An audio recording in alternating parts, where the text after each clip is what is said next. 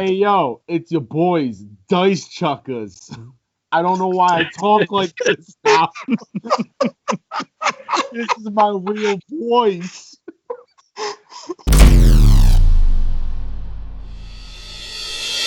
Hello, everyone, and welcome to this very special one-shot of Dice Chuckers. Our usual player, Jacob, will be DMing this very special Halloween one-shot. We are currently down one of our players. He recently got married and is off celebrating his new life. He will be back for the regular podcast soon. With that being said, I will let Jacob take it away. All right. Good evening, everyone. Your party has been sent to the city of Malemkraf to investigate the area's diminishing population and hallucinations in the night. You were told very little about the city, other than there is a celebration that is currently going on. This celebration has been talked about as you get closer and closer to the town or to the city.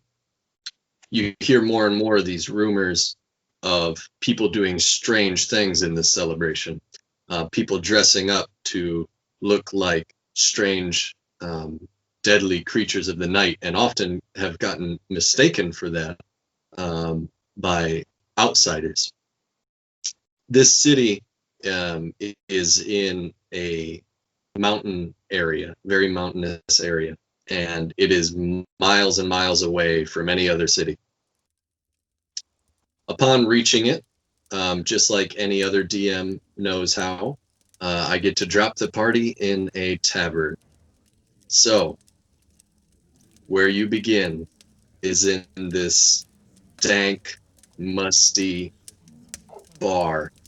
You see around you, when you enter in this location, you see around you 8, 9, 10 chairs and tables, rather, and the bar across the end with kegs lined up behind it and a stairway leading up to what you presume is the beds.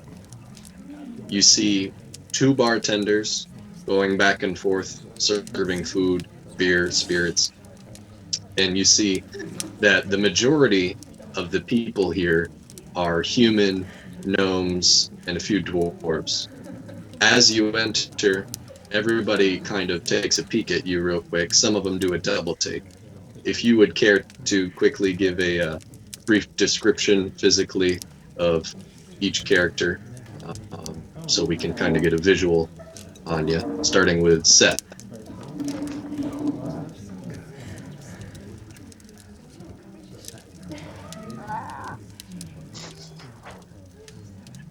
I tabbed out and I was looking at something. Not like that, yo. So my character is a dragonborn, green dragon, specifically, which means I have cool poison powers. I am literally just dressed in tattered clothing, just like a homeless person. If you're a homeless person in this podcast, I don't mean any offense. And I have mushrooms and moss literally growing on my scales. When I walk into the room, it is the most pungent, awful, just smell you've ever smelled in your life. I look towards the bartender, dead-eyed, and I just lick my own eye. That's my character. It's flies. I'll tag on. So as you do that, you look into the bartender's eye while you're licking your own. It's a younger male, one that you caught the attention of, maybe 19, 20 years old. And as you do this, at first he looks at you out of shock, and then you lick your eye, and you kind of see him go, give a little gag reflex there, and just kind of minds his own business, tries to scurry away with the drinks in his hand and go up to the table. You see that the older gentleman in the bar kind of taps the younger one on the shoulder. You can kind of see him looking like he's scolding him a little, and he starts to head your way. Travis, what do you look like? All right. I'm a human male, around, I'd say, early 40s in appearance.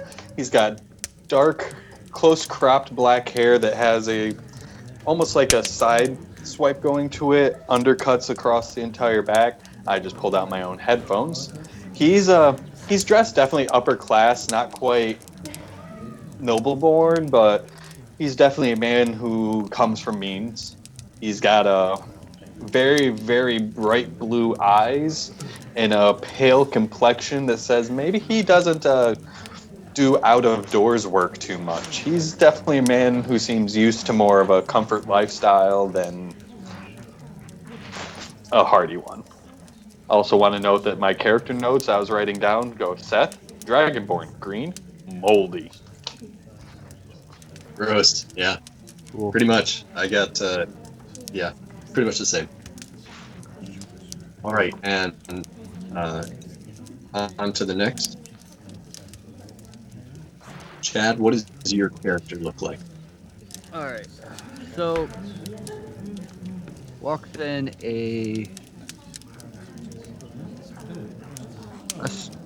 I would say a semi-muscular, but nothing like just well-defined, I guess. Tiefling. You can tell based on just the skin and the horns that he presents. Very short considering. You would think he would be younger, but it actually seems like in his face a little older, like maybe mid-30s. He's got like slightly dark gray hair. You can tell he's very kind of, but it's styled pretty well. And you can tell by his clothing, he's kind of seems to be wealthy in some ways, but not. Like the clothes seem like they've seen some wear and tear, but they still look refined. Uh, Along with a like weird chipped up cane that he uses, that he kind of just struts in. Looking around, you can see in his eyes are like this amber gold yellow color. Uh, and just seems like he would be something of importance, but at the same time, there's something that seems off about him, like his demeanor and his uh, overall way how he carries and how he walks himself away. He doesn't seem like the particular type of noble. Okay. So the bartender, the young one, you see him, like I said, get tapped on the shoulder by this older gentleman, probably 50s. You see him; he's got this large mutton chop, black, thick hair, slicked back. He's a pretty hefty dude. He comes strolling up to you guys, and he stops with a drink in his hand. Hail from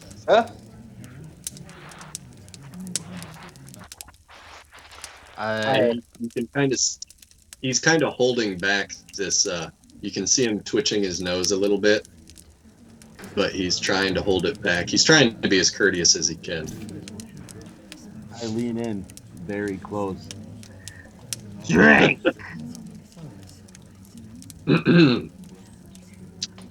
Anything specific, sir?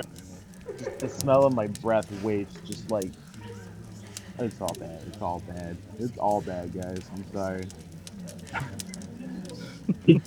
Gives a little. Okay. Very well. Who are you? He's like got like tearing up in his eyes. Yes. I was curious. Do you happen to have any brandy available? Certainly. Would you like some? Absolutely. Make it. And before you can even finish that, he starts walking away. Oh. You can see him visibly take a deep breath when he gets a couple feet away.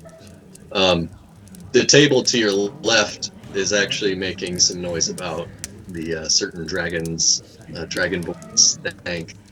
They get up and leave. They move on to a different table, leaving you the only other available table, right next to the door.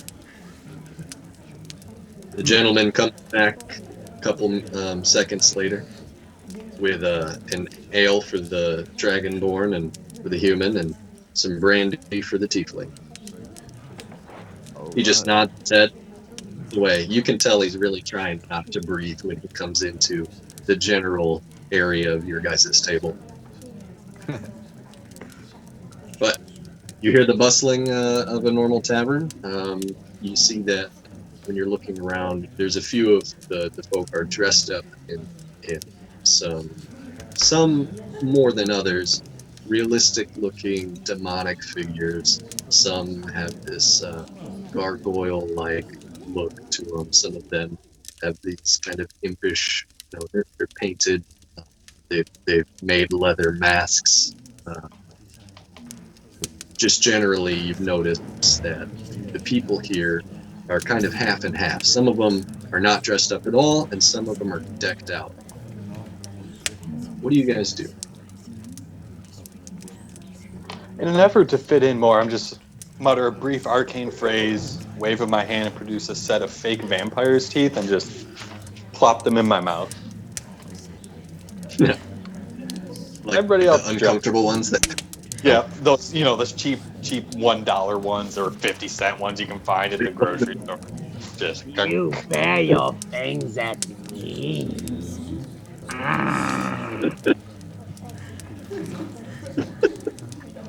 Right. I another wave of my hand in the same phrase, and there's a faint wind that blows from behind me towards the dragonborn. Just we'll keep that wafting away. you can see the table behind him where you would push the air. One person was drinking, but instantly just vomits right into their cup, drops it back down, and looks over at you. He's like, "Oi! What is that?" And he leans over the table and he ralphs once more. You can see the other folk got up and they are trying to carry this man who was already kind of on the edge right out the door past you. Your stench is more than noticeable. It is about to cause a scene. You can see that the older gentleman looks at you, looks at the table, sees that you are now driving customers away, and he kind of nudges his son. You assume is his son. They look very similar. He nudges him, and he starts coming your way. He approaches, and I'm just gonna drop 4 pieces of platinum right on the table. Just Money bags. So for me, you're losing business, and I wish to not be disturbed. very well. I will tell my father. And he just kind of walks back to the bar and shows his dad, and you can see like this gas on his face, and you see him shaking his head, nodding. And it is that handle that real quick. What now? It seems like a quiet night, doesn't it?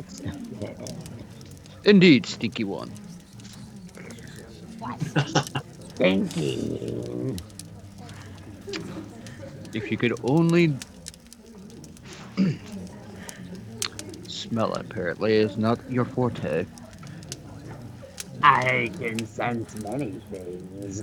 There is a dark storm brewing over this land. Please tell me you're not talking about flatulence.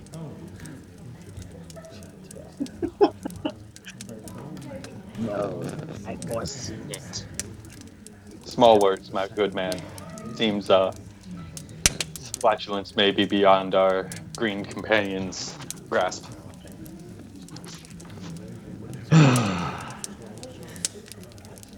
I don't like to use indignatory words, but We will canter on from other means. So, that is some nice hand waves you got going on there. Simple spell. Any of Yeah. the minorly arcane gifted may master. As you guys are speaking, you notice that you hear the sound of other tables moving further away from you, and one of the patrons saw your transaction with the younger gentleman and goes up to the bar. Looks like he's starting to try and cause a scene about um, everybody having to deal with the smell just because you paid them. You can see him getting louder and louder. You can start kind of hearing in like on what this person is saying.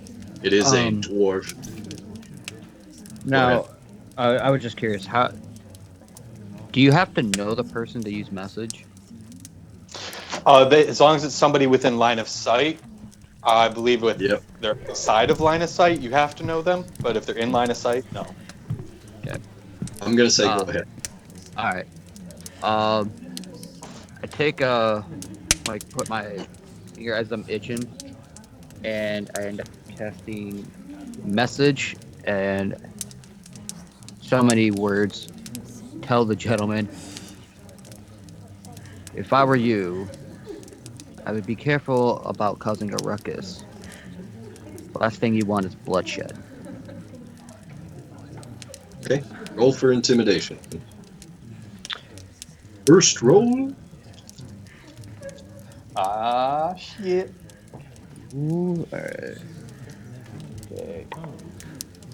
Hell yeah. That's a good one too. 19. Okay.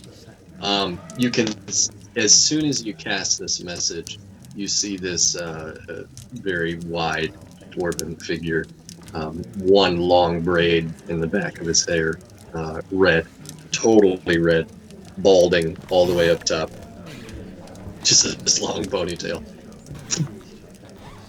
And he looks back, and he knows instantly that it's you, and you can see this little bit of fright, but he wants to hold his pride, so he just kind of like clears his throat. I give him a wink and then just go back to our conversation. Sure. You see that he continues chatting with the bartenders, but in a much more graceful manner, and just kind of moves over, calls his group to the bar, and they just start hanging out at the bar.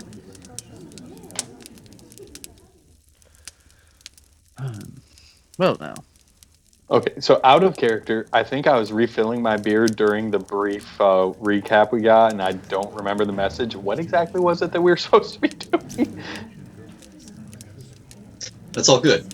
So you were sent to the city of Malemkraf, which is where you are now, to investigate the area's diminishing population and hallucinations in the night. That's all that you had received from a mysterious letter.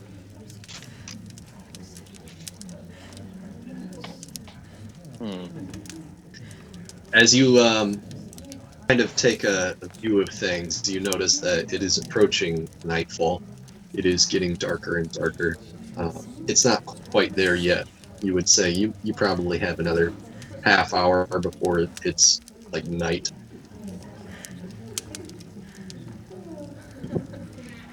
We should procure lodgings. Indeed. However, I hope for your sake you have the funds to handle your own lodging. I have gold. Fair enough. Now then, what brings you here to this town? I have foreseen a dark prophecy bestowing the storm over this land. Right, so visions that you somehow translated into some form of religious rites or some weird, wicked image. or for Yeah. some Yeah. right. Okay, that's for you. Oh, I do believe I'm here in a bit of a curiosity trip. Received a mysterious letter, decided sounds like something that needs to be investigated. I am not a man who wishes to be found when I don't want to. I'm more intrigued as to who sent this letter. So you received a letter. How interesting. I too received a letter. Curiosity killed the Trent.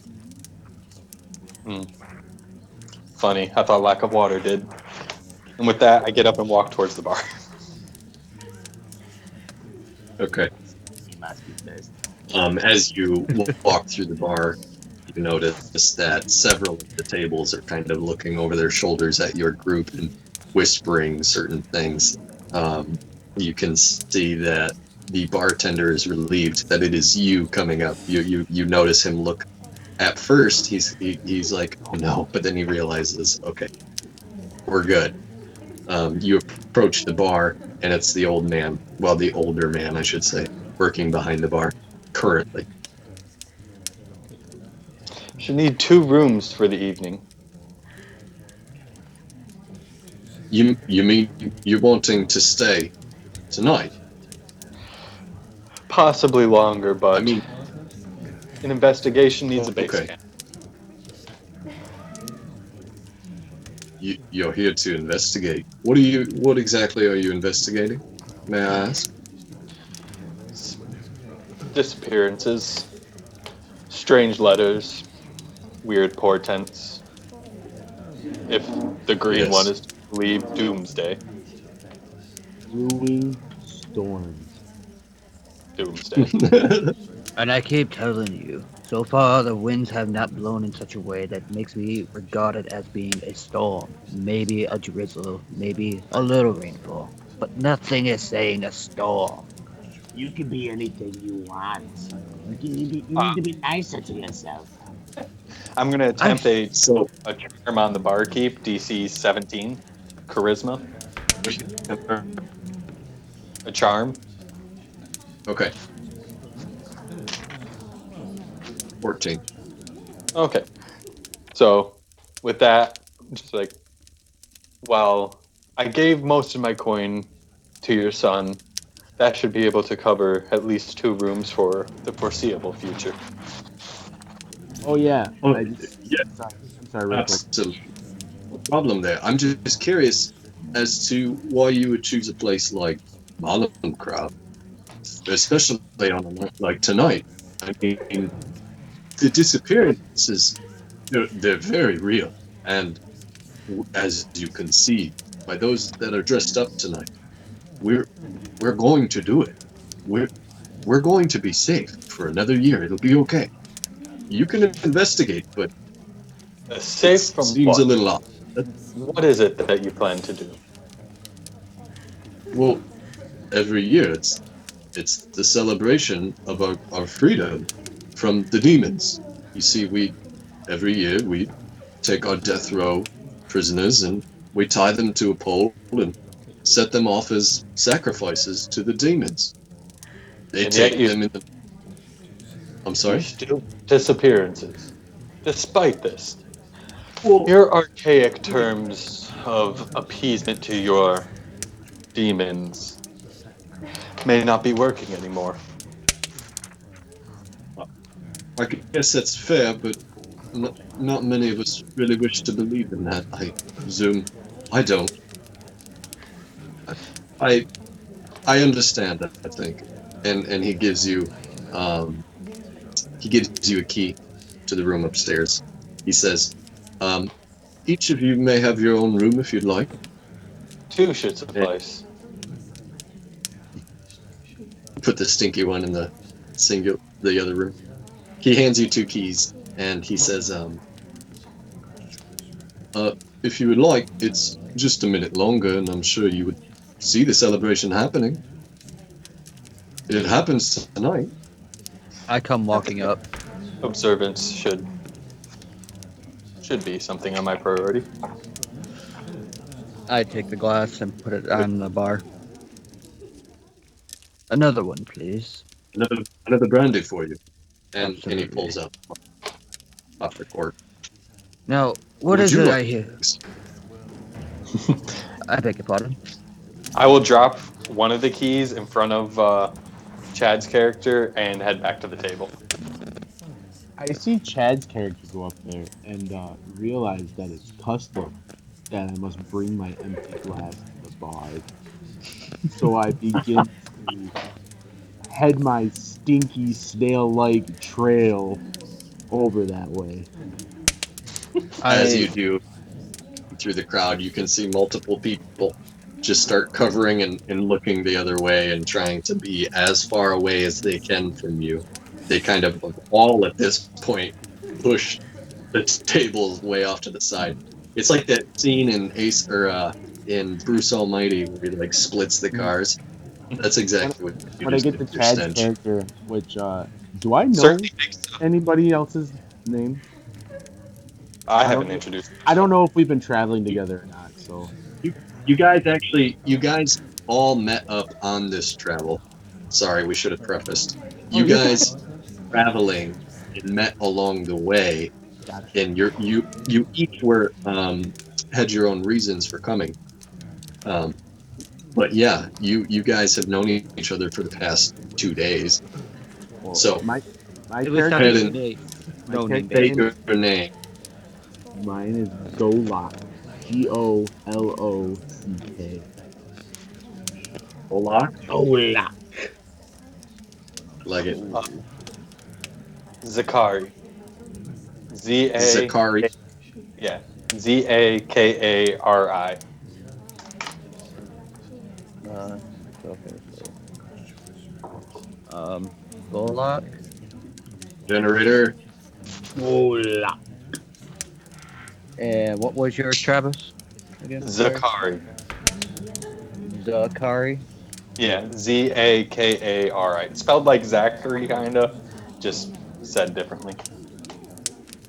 Okay.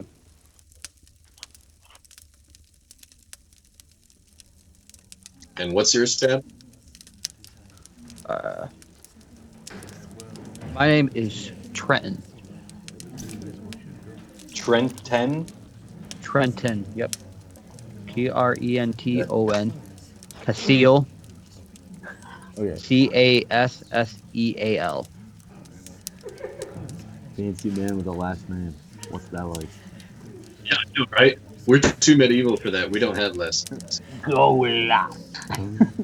Go with that. He did say that It's he really was fun to say like noble-looking. that. I thought we were going Gothic Victoria here, but that's why, more or less, he always had a secondary name of sorts, of the Castiles. Kind of like Leonardo da Vinci, almost. Gotcha. So I come up to Trenton. Trenton. Do you hear the whispers as well? Everywhere Golok goes, whisper, whisper. Drives me insane. Just like your smell does for everybody else, I assume. Smell? What smell? Apparently, you can't smell a damn thing, and it is really bothersome. I smell more. I smell perfume. The bartender goes, Smell as you would rose. say, would you like something to drink? He's like, Eyes tearing up. watering. I Yeah. wiggle my fingers around a little bit and cast like a thaumaturgy to do like a circular wind to kind of keep the smell at bay. Does none of you Like patient Kind of like a halo Like- disc. your style. You're like encapsulating Yeah, kinda like- him in wind. Yeah, kind of like slowly just kind of keeping the minor, like just enough to keep the smell at bay, but so that way Sure. not having to. the eye licking He's increases the Leaves. dryness of the air.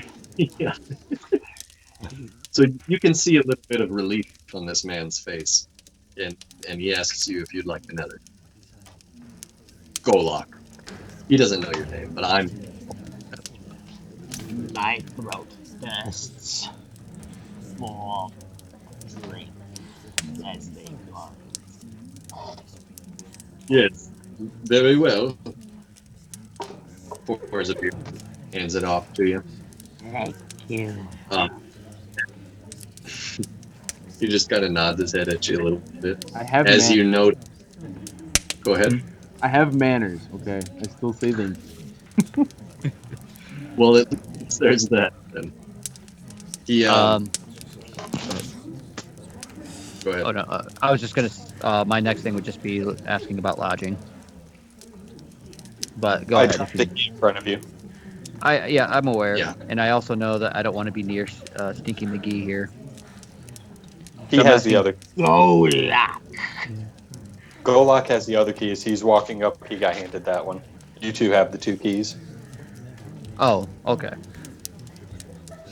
Yes. Oh yeah, that's right. And as you are looking around now, at this point, you see that darkness is upon you. It's nighttime. You see the ones that were dressed up go outside. You notice that there are only the ones that aren't dressed up left. They all leave out the door in almost a hurried motion, and you can see some of them igniting torches on their way out. I'm going to follow, pull out a rolled parchment with tobacco in it, light it off one of their torches, and just smoke on my way, following them. Are there any I have an drinks air of boredom. left on the table? Are there any what? Drinks left on the table? Are you going Yes, jungle several. juice? Yes. Any God. half finished Yep. drinks? Yep. I drink them. Gross. Yeah. That's Golok. Oh, Gross. Golok. He's gross. I have 6 charisma. Golok. So, as they as are all of you following? I pretty much down my brandy, set it down, and I tip him 2 gold, and I kind of just like take a head nod to him and then be on my way. I take a couple of the Okay. cups with me, like 3 or 4 cups of drink. Just mix them He together. doesn't so it's even 4 fight. bowls. Yeah. All right. So, you enter. As you exit the tavern, you notice that the air has a different feel to it than when you first arrived in the city. It's almost thicker. There's more of a fog. It's actually pretty dense, but extremely low laying. Like this fog is 2 feet, but just off the ground. Very thick. Many people dressed up in all sorts of demonic and horror-like figures. All are approaching the sides of the streets to make way for this. You can see off into the distance, presumably coming from their prison.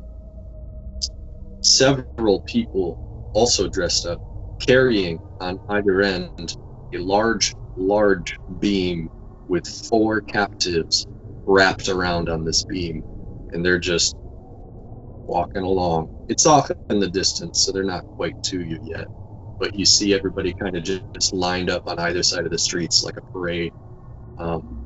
As it gets a little closer, you notice that they're not really resisting the people on the pole. They almost look like they're drugged up.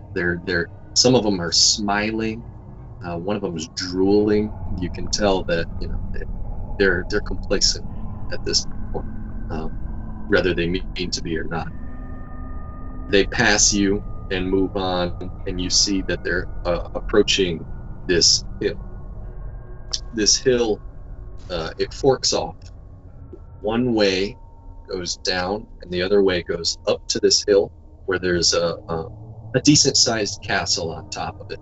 The castle has a sheer drop on either side of it, and then the forest is behind it a decent amount. They head on down the hill, downwards. You can hear the people start chanting and start kind of following behind them. Do you guys do anything? I Observing. step right beside Zakari. Well, this doesn't feel more like a barbecue. More than how would you say, a cult feeling? They seem to think that demons are to blame. So this is appeasement of their demonic overlords. Ancient magic dwells in this land. I like to think that you get like that close to our characters' faces, I do. like you do. No, I when you really say do. that. I have no boundaries. Yeah, I live in a swamp. Don't call me Well- Shrek, please. I do have a lit cigarette, so you may burn yourself getting that close. I pull out my pipe with my little container, throw in some tobacco, pack it down, and then Wow, you don't want to promote drinking on this, but you let him promote smoking. I control flames. I pulled out a cigarette Sure, earlier, all lit of it us on are- a torch. Yep. And And our sponsor is literally a brewer. That's true. Yeah. but so I tap it in. I get it all tapped in. Take a piece of paper with some flint. Using my nail, flick it off to set the paper on. Then use control flame to keep it from burning too quick, and slowly tap it in to get my pipe. And the two should know after spending at least a couple of days that the type of tobacco, I don't have like a basic tobacco. It's like a very nothing like medicinal or anything like that, or anything recreational. But it's more like a way of how some would enjoy tea almost. It's just there to kind of bask in the flavor, and then I just kind of Menthol. Got it. oh, yeah. Ah. No, it's kind of like it has like the flavor and scent of like green or like black tea almost. I pick All right. bugs out of my mushrooms and eat them. Gross. way to set the character in there, Seth. Thank you. All right. So I love it. you see them down into the distance, and at this point you can no longer see them. There is the remaining crowd. Only a handful of them went with them chanting. A lot of them still remain on the side of the streets, and now they're just kind of you can see they're not really wanting to hang out. You know, it's not like a normal celebration per se. They all individually go to their homes. Some of them you see kind of grouped together and go into their homes. But a majority of them are keeping to themselves, pop into their houses, and that's the end of it. The streets are silent at this point, and you see that all of the windows that were open have now at this point closed. Everything seems to be shutting down. The tavern even itself has dimmed its lights to just a few wall sconces, and that's it. You notice that the people coming back are coming back hurriedly, and they do the same thing. They run to their homes, board up. Everything's eerily quiet at this point. So at the outskirts, it's just the 4 convicts that are staked down. A very, very far distant area. Oh, You I was can following see- that crowd. I'm sorry? I was with that crowd, so I was following them the whole Oh, time. you followed. Gotcha. Sorry. Yeah. So, first off, the sky tonight is clear, crystal clear, no clouds, full bright stars, and like I said, this fog that's just attached to the ground. Thick fog. And yes, they have placed the 4 on this post wrapped around it, and just set into this hole in the ground. Do you stay there, and are the other 2 with you? I do stay there. Like, I would have kind of, like, as we approach, shirked off to the side. I'm here. I strictly wanted to observe, but not be observed. I can roll stealth if You're needed. you're about 10 yards from the edge of the forest, by the way, Okay. So where this pole is. Do the other Golok and Trenton? Are you guys with him? I would say probably like the very last building. I would see if there was like a bench or something. If not, I would lean against the wall and let Zakari follow through. Then you're What's that? hanging out right at the fork. You're Oh, hanging yes. out at the fork because they split off down the hill to the edge of the forest, and then up the hill is to that castle, that medium-sized castle. Golok, are you with them? Where are you? Dark magic is a brewing. I shall find shelter elsewhere. I don't want to be with them. It's too spooky. So we split the party. We're playing a Halloween special, and we split the party. Yeah. Yeah, dude. It's gonna be great. So, Golok, where are you? I go. Is the tavern closed then? It's not closed. Its door is still open, but the patrons in there have all headed home. All but like one who's sitting at the bar, probably asleep. I want to go to my room. There. Sorry. One more time. The bartender is still there. Gotcha. Why do you not hide, Sir Barman? Well, like I had said before, I think that we're all right. We're safe. They're doing the ritual. It's okay. I will not fear. Can I like do an insight on whether he really truly feels confident? All right. Dead. What did I do with my dice? Yeah, it's Oh, just getting more. yes. Give me like 1 minute. I have not a D20. That's the worst one not to have. My gosh. You can go one shot without dice. I know. Give me 1 second. I've got 4 of them sitting here. Love this. Let's use this opportunity to take a break, and we'll be right back. Welcome back. We're back. We're back. Seth's got his. I got my beer. Back We're again. good. All right. All right. So anyhow, Rolling for insight.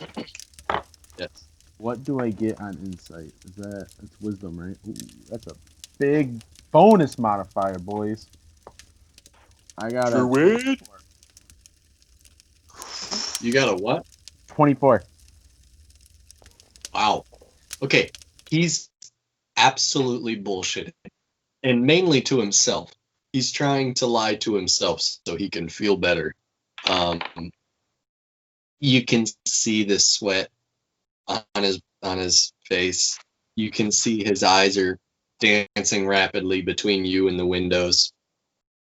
You can see that his nose is twitching because that air is no longer recirculating around you.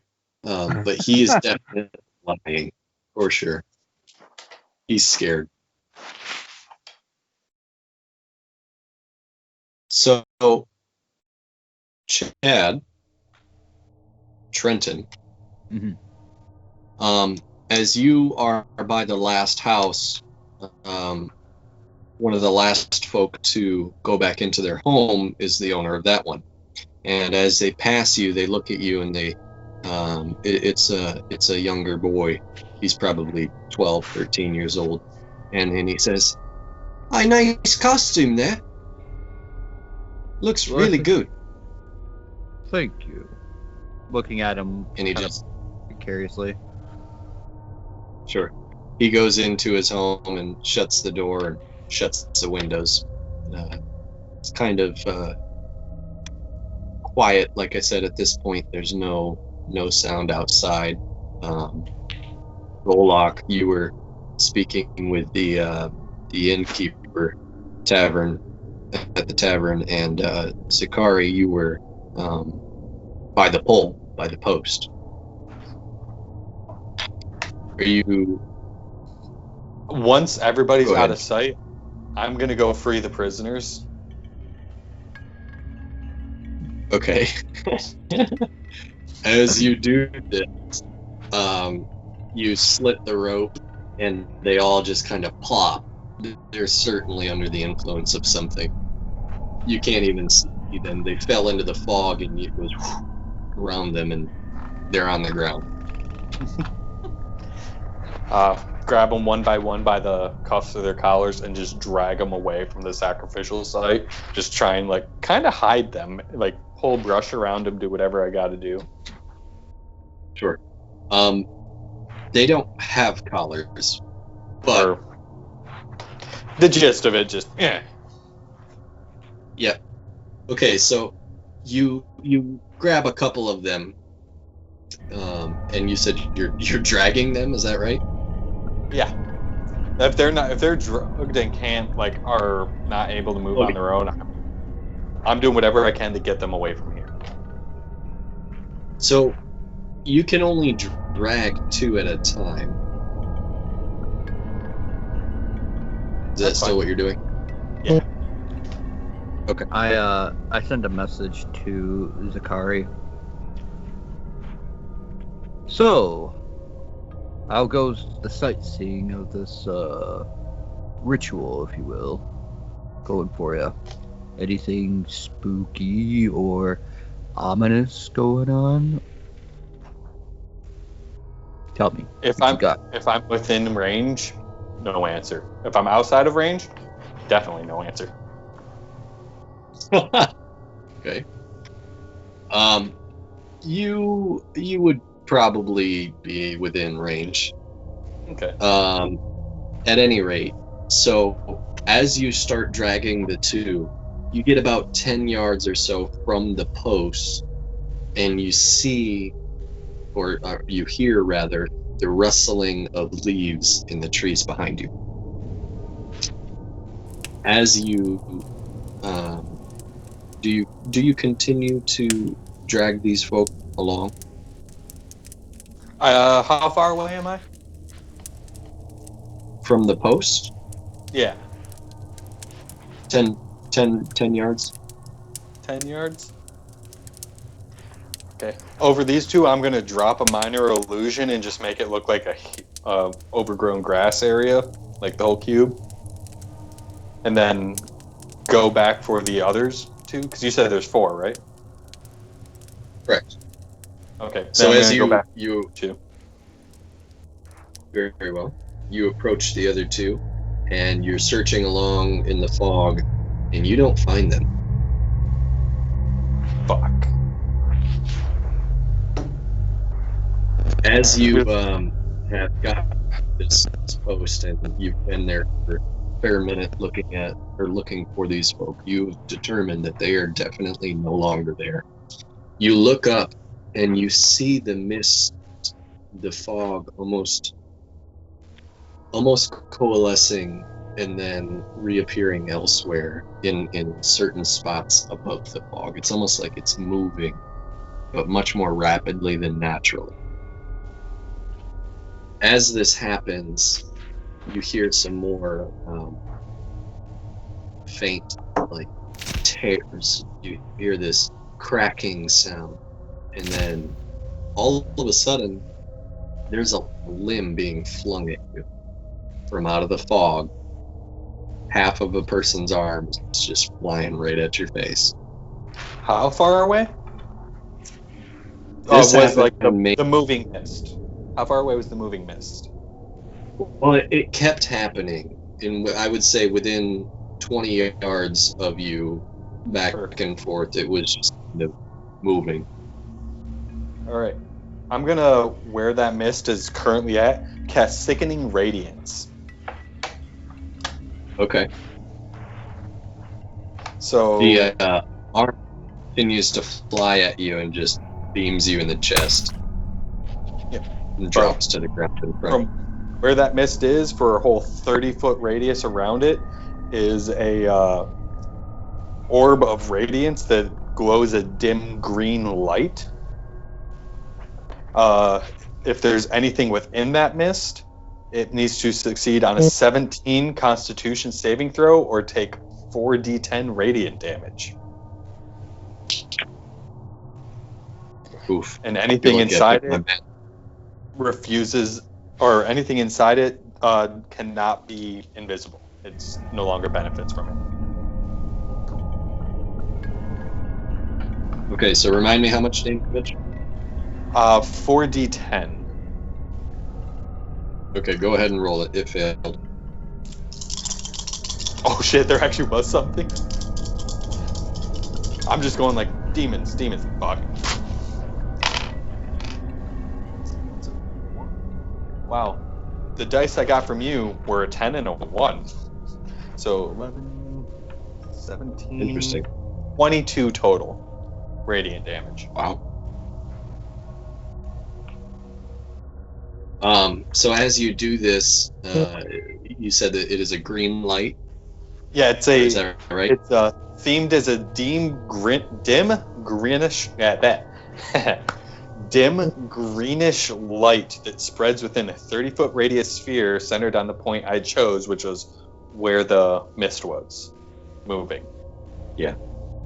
So as this lights up the fog, you see a figure kind of coalesce actually out of the mist. This kind of gangly figure. You can't fully tell what's going on. There's still the mist around, but you can hear this screech of a noise.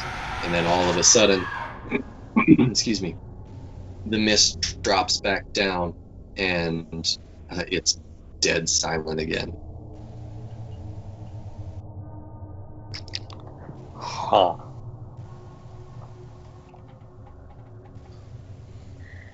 Oh. Volak, what do you do? Why do you lie to yourself, bartender?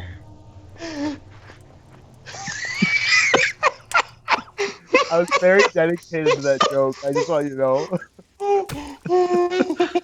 Like, you have not been there for a while, and I'm like, and then, poof. All right. Fantastic. So the bartender, you can see he visibly gets more nervous, and he says, "Look, I'm not lying." I lick his skin. You lick his skin? Is that what you said? Yeah. Okay. You do that, and he's like, "Oh, what is wrong with you?" Perspirate if it is not humid. Look, it's hot in here, and all right. I'm just scared, and I don't want to show it. That's all. There's still people that are missing. I don't know, it frightens me. I don't like it. But there are good people here, and if I can show that I'm not afraid, perhaps it will help somebody. And then I come through the door as if I was eavesdropping.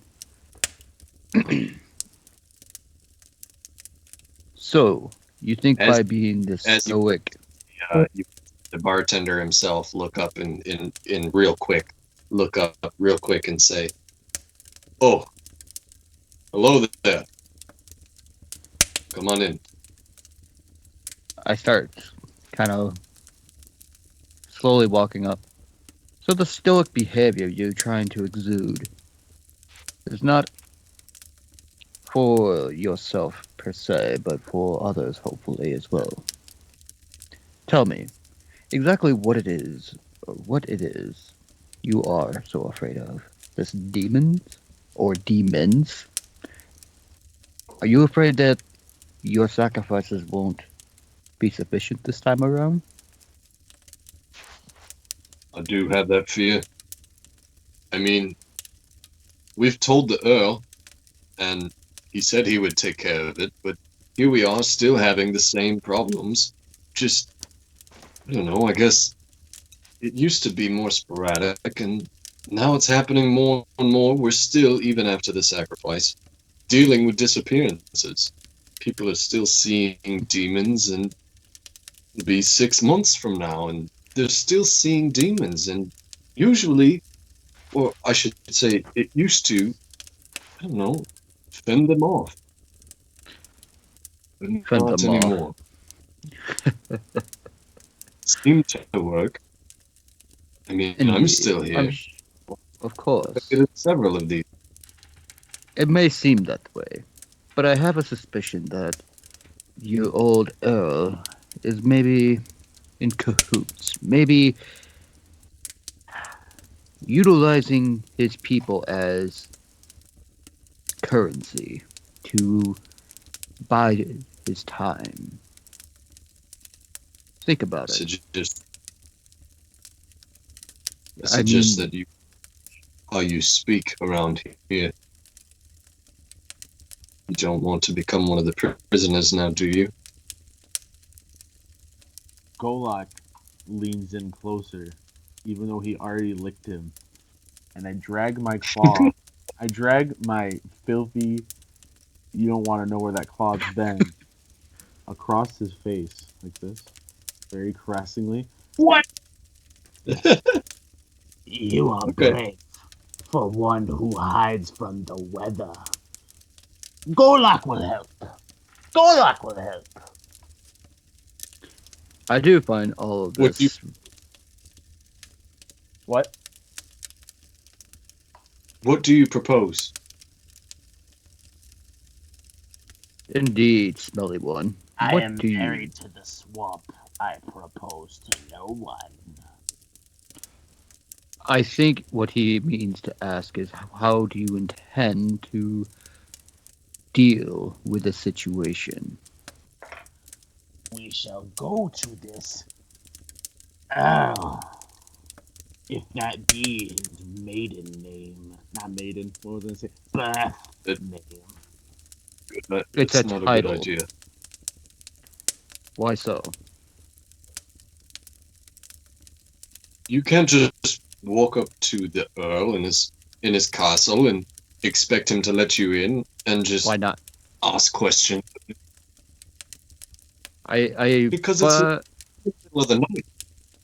well, Hey, who But I are you am to Golak. question my ability? But I am Golak. Yes, I you find- made this quite. I'll put it as simple as this. Whether or not I have permission from the Earl, I do find that the Earl's ways of handling the situation are dubious and, quite frankly, sinister feeling. If he's the one who's trying well. to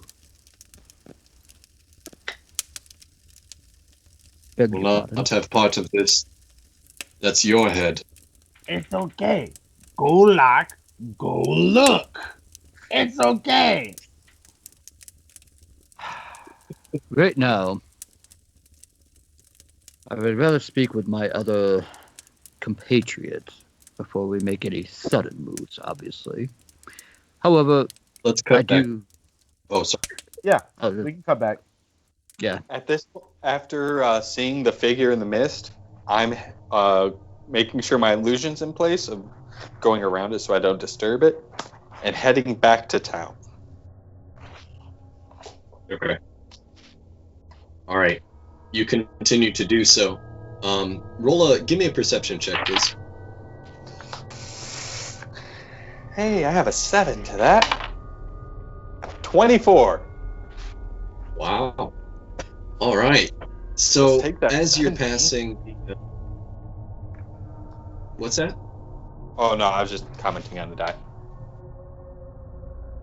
As you approach the hill to walk up, and the sheer face is to your left, you notice that the hairs on the back of your neck kind of stand up, and you turn around for a brief moment as you're heading back, and you notice the mist is slowly climbing up this sheer face to castle, and you continue on your journey back into the town. Is it gaining on me? Or no, you said it's heading towards the castle. Right. Okay, we're good. Like, for some reason, I was remembering that we went down the hill, so I was imagining, like, there's a split cliff face, so as I'm going up, it's, like, coming up after. Never mind. That's just... All good. All right. So what are you doing now that you're back to the town? I'm assuming since I gave those 2 keys, they're at the tavern, so I'm heading to the tavern. All right. You enter right as Trenton was speaking, and Golok was uncomfortably close to the bartender. Trenton, go ahead. That is all.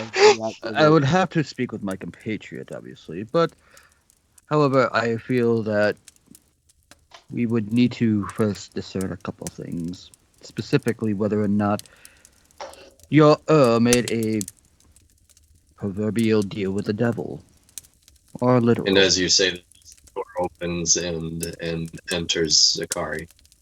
I turn around. Speak of the devil. No. The devils are in the mist. One more time. I knew it. He's one of them too. Just like you and your lizard friend here. You've come to kill me, haven't you? No. Your devil is in the mist. I've seen it myself. You mean you stayed?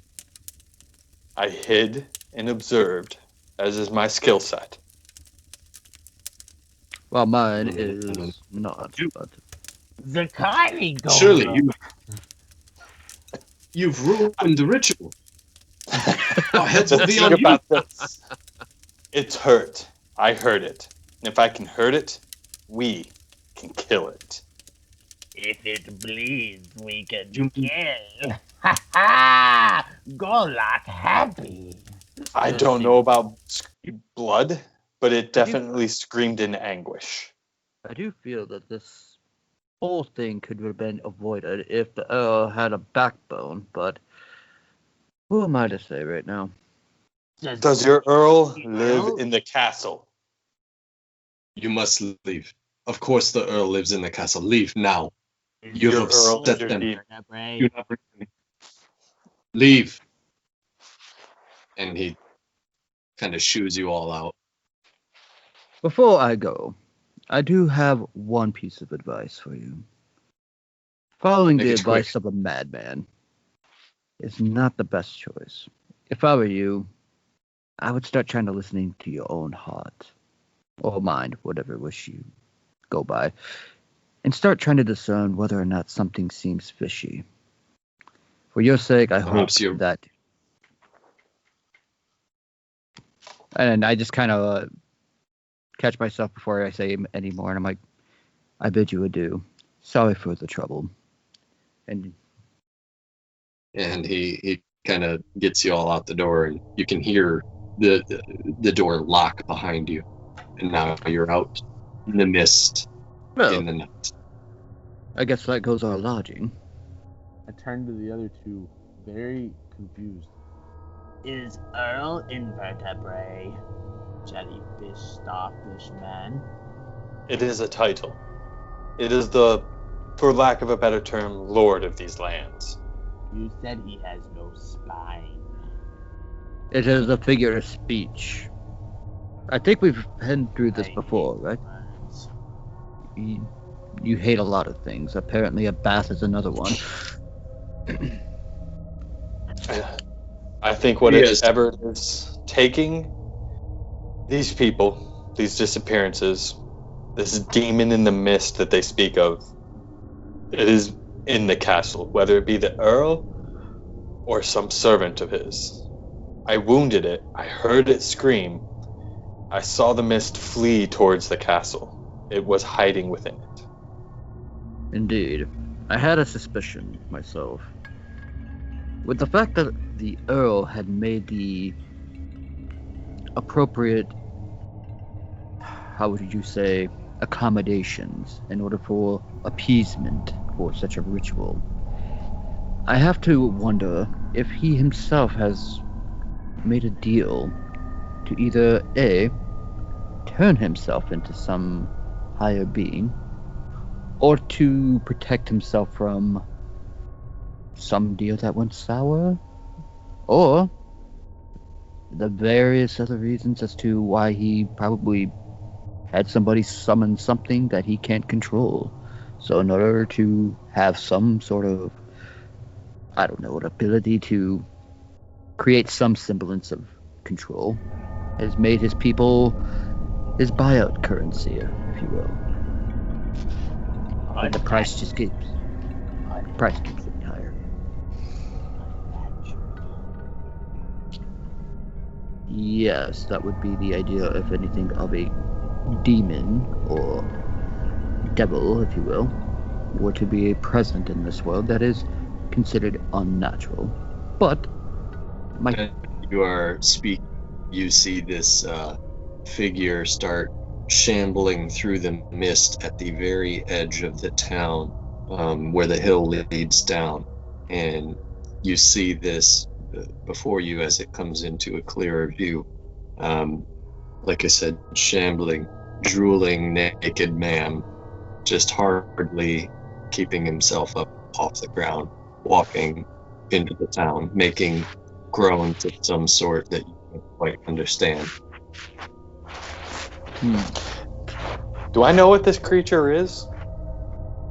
It's human. Okay. well, that looks Matter of fact, who would know because you specifically were there? It's one of the death row mate. One of the two I rescued or one of the two I didn't? One of the two that you rescued. Is he walking down or up again? He's coming toward the town. So from where he was, there's an uphill to the town, and then right around it, there's an uphill to the manor, the castle. He's continuing on towards you guys, which is in the town. Indeed. Going to move forward towards him and see if I can't just redirect him. Kind of put a hand on his shoulder and then not here. As you get closer and closer to him, you can hear him grunting more and more, and you can visibly see that he's struggling to maintain consciousness. But you can hear, closer and closer you get, you can hear him. You can start to make out what he's saying. He's saying, "Help! Help! Help! Help!" And as you get about 10 feet from him, you see him slip forward into the fog. The mist covers him like a cloud, and he's gone. Well, Damn! You see the mist roll backwards, and then just, you don't see the mist moving anymore. Now it's just that thick fog at the bottom. Well, that was rather peculiar. Whatever we're dealing with has a modicum of intelligence to it. Of the 4 that were taken, I rescued 2, hid them. That was one of the 2 that were rescued, so And it was hidden by magic, nothing that no beast or dark entity of no intelligence would be able to find. So, Well, I mean, I have heard of beings using mist as a way of covering, as well as being able to, I guess, see. More or less rumors, but this seems a little bit more unique. Like it has more than just one property. This mist is very, how would I say, Unnatural. perfectly put, Golok. Golak. And it stems from the castle. well, I guess we have a couple choices here. We can either pay a visit to the Earl and see if we can make an appointment for a visitation, or we can kick the door down and, as a former mage I used to say, go fire a blazing. So, DM, Yes. as a kid who grew up in this region before leaving, would I know of any back ways into the Earl's Keep that I may have used for my mischief way back when? So there is a pretty gnarly sewer drain that you used to visit. It actually first comes from the Earl's castle, but it connects into the city's sewer drain and down the mountainside. Like I said, this is a mountainous region, and it all kind of flows down. So there is an opening around the other side of this sheer cliff. Well, if the smell doesn't bother you, we could possibly get in without an appointment. I guess my question would be this: does that sewer smell worse than him? And putting my thumb out at at Golok. It is a different stench. Not the question I asked. Apples to oranges. But I say that is the best way we can go. Like both apples and oranges. Something tells me you haven't had anything unless it was rotten. Anyway. As you guys are speaking and kind of looking towards the castle, you notice that all of the windows are showing candlelight. The only place in this entire city that is still lit is the castle. Now that's interesting. Why would you have candlelight while everybody else has to live in darkness? The Earl believes he's above them, above their superstitions. Or is the cause? My point exactly. Well, now, I guess we have one choice.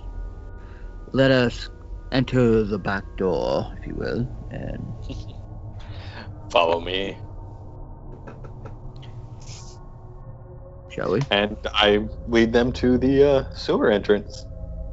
All right. So as you make your way to trying to, actually, you know what? Give me. Oh no, never mind. I won't make. So you continue to tread down the path that you used to know back in your troublemaking days, roaming these parts. And you find the sewer entrance that you used to enter just by picking the small lock that used to be on the gate, the service gate. However, when you get there, you notice that it is no longer locked, and it is no longer running. There is no It's dry. It's entirely dry. There's no opening. It's entirely barred up. There's nothing. Not even the smell that you remember as a kid, holding your nose, going up into the castle. I It's think you were totally... I think you were being a little Go bit hyperbulous about the whole smell. I barely smell a thing other than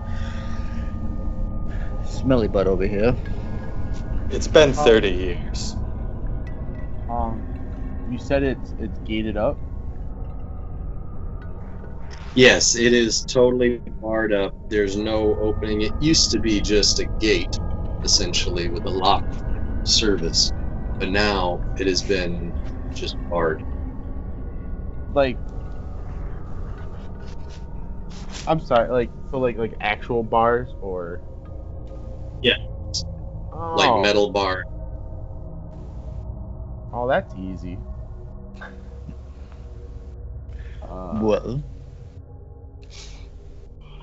Well, how should we get in this particular spot, if you will? Shall we burn it down? Should we try to wait to pick By it? the way, you, as you are by this sewer entrance, when you are looking upon the castle itself, it's about 10 yards above where you're at is the base of the castle. Excuse me. And you are on its right side from the town. You are on its right side, and you're at the very corner of it, so you can still see the small, kind of like, it's not quite a bridge, I would call it a walkway up to its front door, its very large front door. You are at the corner of it, and that front door area stands a large tower, and there's a large tower in this other corner. So opposite corners have towers. The corner you're on does not, and the opposite corner doesn't. But anyhow, you can still see the front door area where you're at if you choose to climb up this sheer hill, cliff. Just for a little setting there. I have enough magic to either get myself through these bars or up the cliff. I cannot help either of you if you have alternate magic. I have my ways. How much do you guys weigh? Would you say Roughly 180 pounds? Yeah, I was gonna say about anywhere from 180, 190. I can transform into a giant eagle and fly us to the castle. If you can hold the weight, that Yeah, I just looked it up. At most, they can carry 480 pounds. okay then. 320 just reduces the speed down to 60. So, if it's okay. Is that what we're doing? Coming from the top? Yeah. Let's do it. You ready? I use wild shape to transform into a giant eagle. An eagle. Very nice. Aesop rocks. Well, I can grab you guys with my talons, but That works too. You guys look over at Golok as he twists and contorts and wings spread out from his back, and he turns into this giant eagle. You guys hop on, go for a ride. As you float up and up, you start to come above the hill. You're coming up to the edge of the castle, and now you're looking over it, and you see the tower that I spoke of, a roof covering 3/4 of it, steep like this, the pillar or the tower on the other corner, and directly right next to you in this corner that you're in is a large courtyard completely open from the top. You see a fountain in the corner. You see these large steps leading up to a door, and these two windows that are just massive on either side of those steps that, again, you see light dancing from the inside and shadows moving every now and then, passing by the window. On the left side of the stairs, you see a flower garden, and the rest of the courtyard is pretty much just entirely open grass. What do you do, Golok? I can't talk as an eagle because eagles can't talk. Sure. So I don't know where we want to land, but I think I can still do telepathic things. So is message 2 ways or is it only 1 way? It's 2 ways. You go first and then they go second, but I believe it requires you to whisper. I could be wrong. 1 second. I mean, it's Jacob's ruling just to keep. I'm gonna go ahead this is and entirely say that fair. you could. We're 10th do it. level. Why not? You've Yeah, learned the it ways says of whisper. eagle whispers. What's up? It does Eagle say whispers. whisper. It's fine. Okay. Where do you want to land? I ask, but in Golok's voice. So it's more like, Where shall we arrive? Also, sorry. I forgot to mention this corner that you're going over. Like I said, there's the courtyard there, and then everything else is covered. From the tower, there is a door that opens up into a walkway that follows the line of that castle to the other tower. So it's like a second-story walkway, if you know what I mean, between the towers. Does that make But sense? Does it lead into at any point the castle main body, or is it just like around the perimeter to the towers? Well, it's around the perimeter to the towers, but the towers are connected to the castle. So, like, if I can give you a brief, quick drawing here.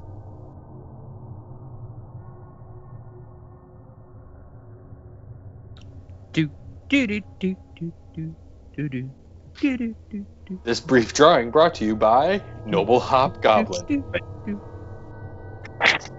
Oh man, I can't see a thing. Okay, so tower, perimeter, courtyard, roof. Does that make sense? Yeah. Who did you whisper to, me or Chad? Dad, I guess.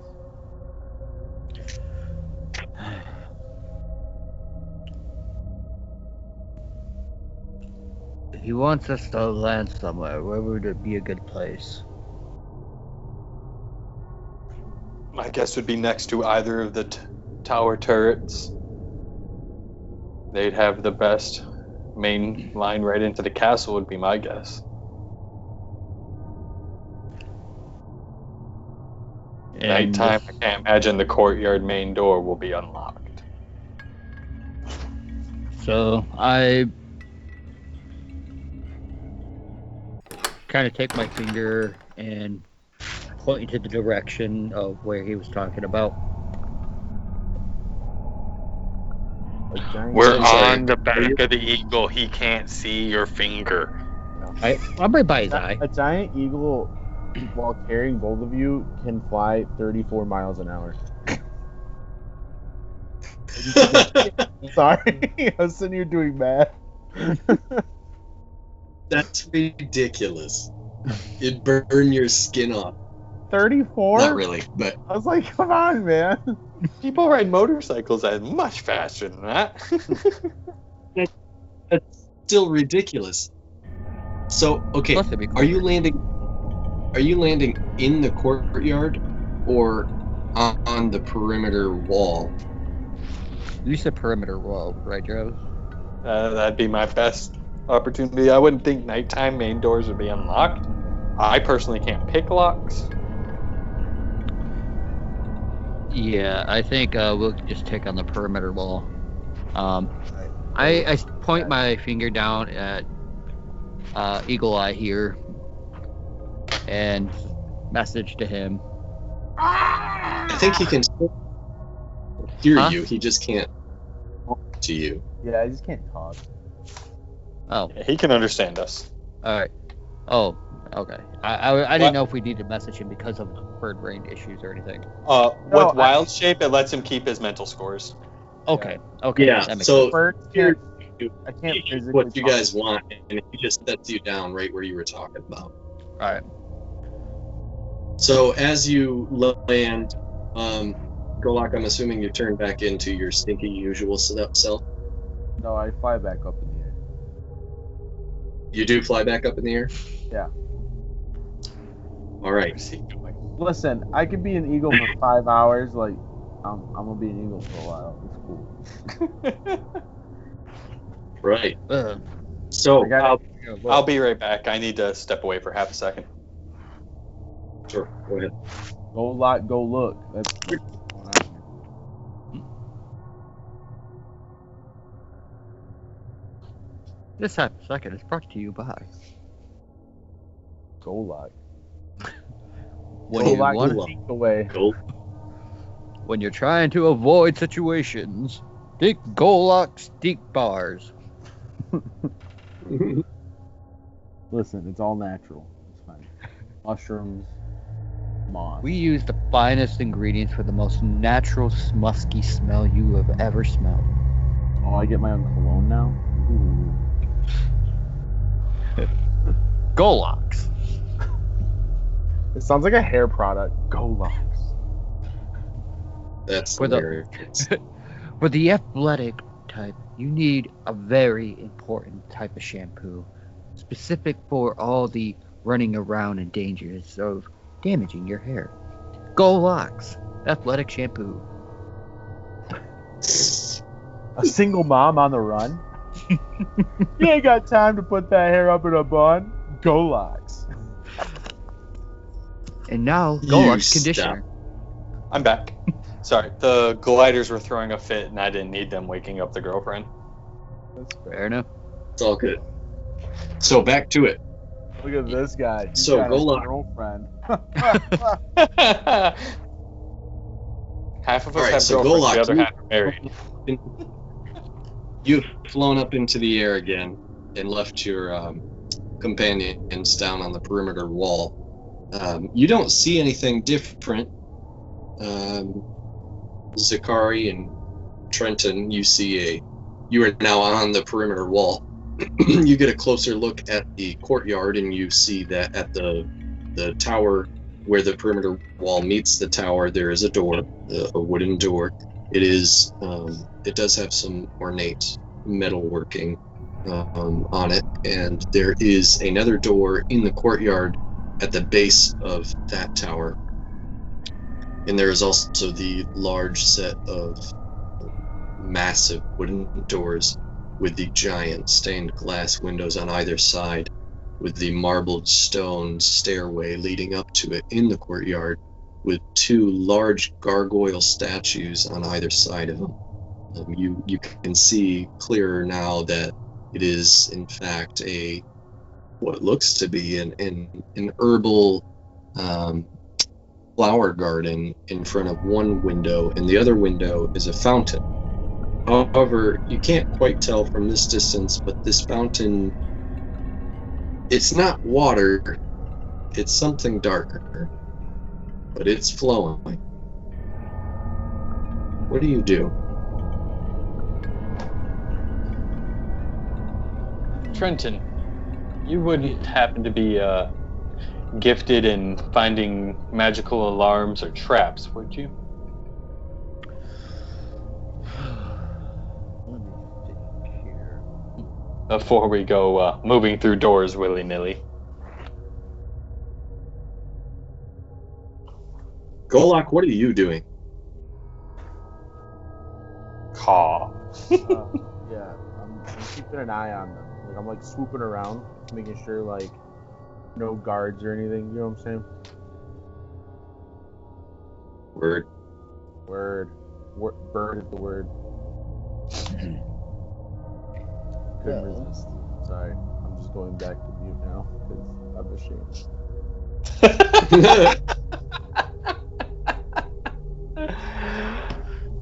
I don't know if I have anything that allows me to detect it, but if we were wanting to test it, I do have the ability to dispel magic, but I don't know if that would quite do the same. Wouldn't want you burning through your resources if there's nothing here. Yeah. Can I inspect the door, see if there's like runes or anything lining it, anything that'd give me the faintest idea that there's some magic radiating? The door on the perimeter, correct? What's that? Door on the perimeter for the Yeah, tower. like leading into the tower. Okay, so as you approach this door, the door opens. You hear clockwork-like gears ticking as you approach, and steam releases from an exhaust port on the side of the tower. The door opens wide, and you hear, as it opens, faint sounds of what you can pick out to be a piano.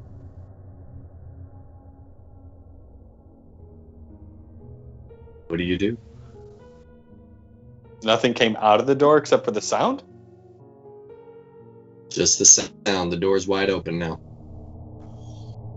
It's dimly lit where you're at, but in the tower, it does lighten up. You can see directly across is a torch on the wall. And you can see a spiraled staircase leading down the tower, but from where you're at, you can't tell anything else. I need to check one thing with my class real fast. Sure.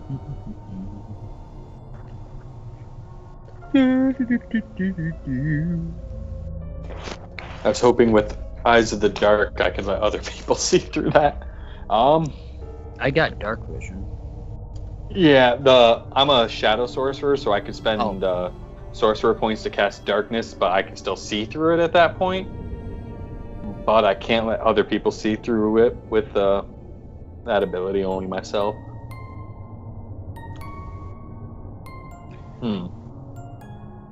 Fuck it, do it live. Called? I say we sneak. That's the best option. Golak, are you still flying at this point? Yeah. Look up to the bird.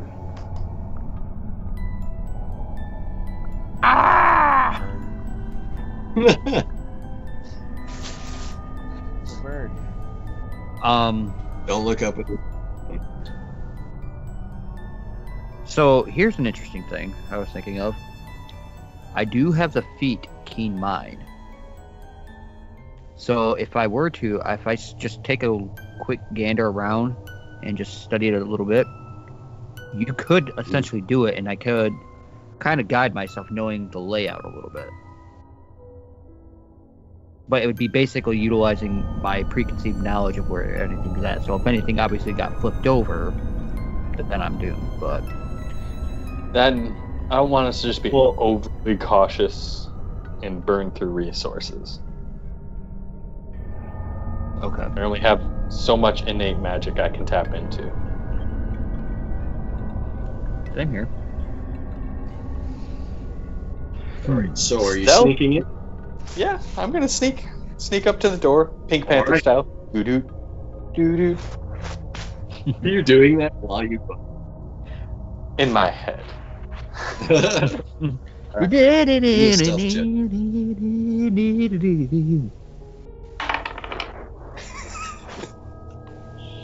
11.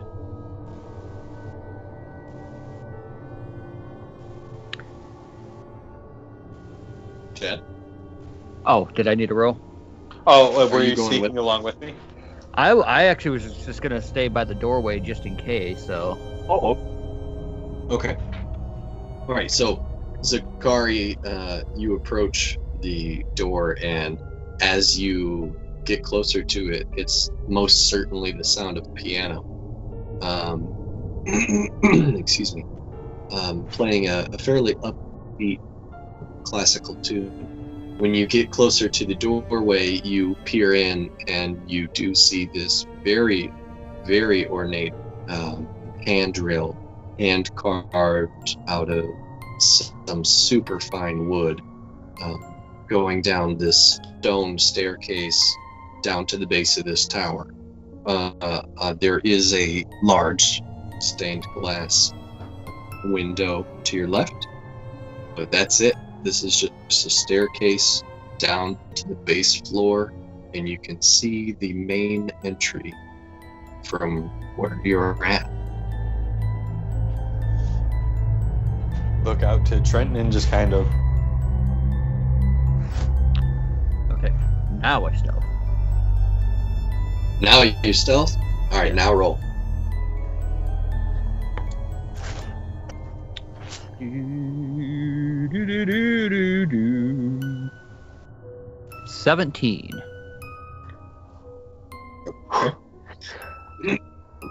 So now you both are just inside of this doorway. Golok, are you maintaining flight?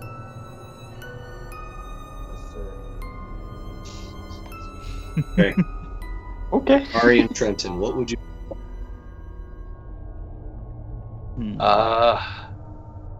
I do not think Birdbrain will be joining us. That was kind of my suspicion when he decided not to go from being a eagle, but well, we could do one of two things. We could investigate, have a chance to hopefully discover something, I guess. I don't know. This is... You guys want me to come back down? Well, I mean, if we're progressing into the castle. Oh, that's fair. Yeah, I can come down. Okay. I turn back. You'll go. I mean, are you casting message? I don't have If they message. just wave at me or something, I'm not. I take a... I go out, or I just step outside for a minute, and then I hold up my hand like a cup, and like wave my hand around, and slightly a little orb comes out, and I cast light. Okay. And hold it up as I kind of like very dim, but enough to be seen from a small distance, and hold it up as a beacon towards Golok. Okay. Golok, what do you do? You see a shiny light. I see a shiny light. But dim. Yeah, it's dim but shiny. It's crazy. Yeah, I'll go down. You fly down there, you Must be said? the signal. Yeah. That must be Alright. the signal. Sounds like a episode of He-Man. I Alright, just so... expect him to come up to me and just be like, "Was that the signal?" Yes, yes. You guys all together now. What would you like to do? Push forward. That's. Kick this Earl's ass. Make sure you're haste, but be cautious. Danger is always afoot.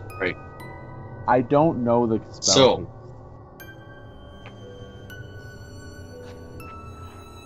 You guys are pushing forward then? Yes. Yes. You enter the castle, and now all three of you are within, and the door closes behind you. You all hear classical piano being played. You go down the stairs, and as you do, it gets louder and louder until you reach the base.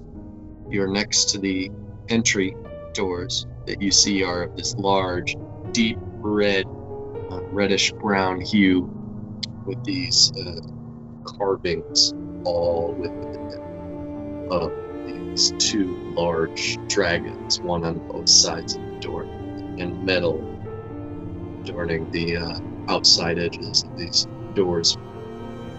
You look down the way opposite, and you see this small hallway, the bench on the left, right next to a window, and further down ahead of you, you see this set of stairs covered in this red cloth leading up to a kind of a halfway point of this very tall room.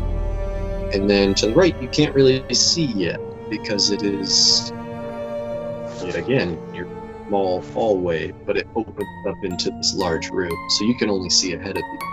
What do you do?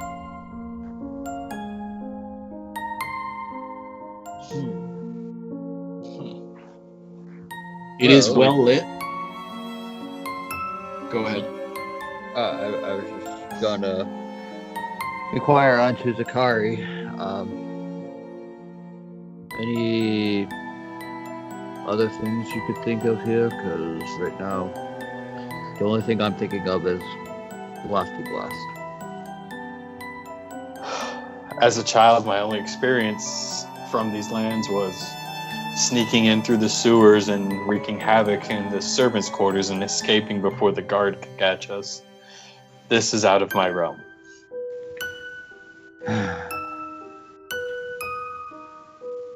Oh boy. Alright. I'm all for danger, but I'm not about suicide either.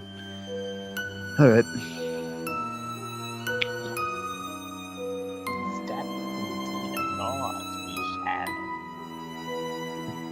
After you, my smelly friend. Maybe your putrid odor will at least beckon them to stay away for a minute. Give us a time to hopefully either retreat or attack. Okay. I open the doors. So you continue down this hallway? Yeah. I thought there was doors. I'm sorry, it cut out a little. Yeah, I thought there was doors. I don't know why.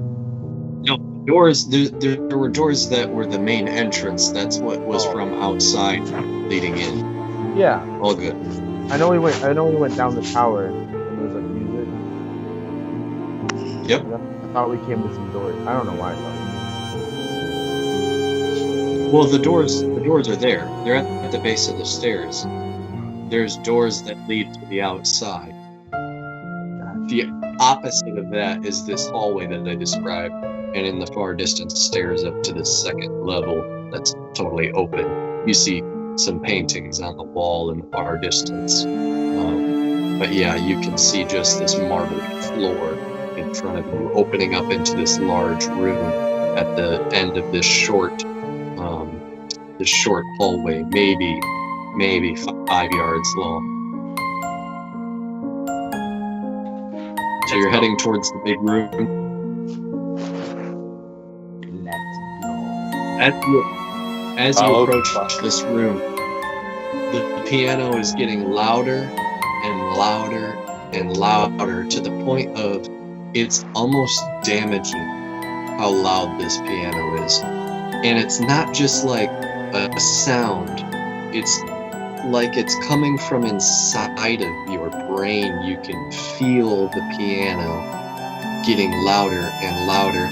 And as you turn the corner, you see 4 individuals dancing with each other in these masks. You cannot tell what their faces hold underneath this mask. It's totally covered. And you see that they're all dressed up in royal attire, and they're all dancing around each other as this music gets louder and louder in your head, almost incapacitating. And you see them all half-masked. You see all of them with this extremely large grin on their face. And then all of a sudden, the piano stops. The lights go out. The people are gone. And all you see is dust particles shimmering through the moonlight that is dancing in through the windows. The rest of the entire room, all of the wall sconces have been extinguished, but there's no smoke. and all of the people and all of the noise is gone. You look around you, and there are the two very large windows that you noticed that you saw that were on the courtyard. You notice those are to the right of you. You notice this large open room in front of you with these white walls and these large columns in the corners that are golden, reaching up to the very ceiling. You see the staircase that I had mentioned earlier on this wall that was continuing up to this second, like a balcony almost, and two sets of doors to the right of that staircase on the furthest wall. But everything is dark and only lit by moonlight, and there is no more sound. A few seconds pass, and you hear this, it's like a whisper of laughter. Deep, chuckling laughter. And the only word you hear is, welcome. And Well, that's it. At least he's Polite? manifold, yes. That's one way I was going to put it. My thought, though, is he seems a little too welcoming. Have you heard the tale of the spider and the fly?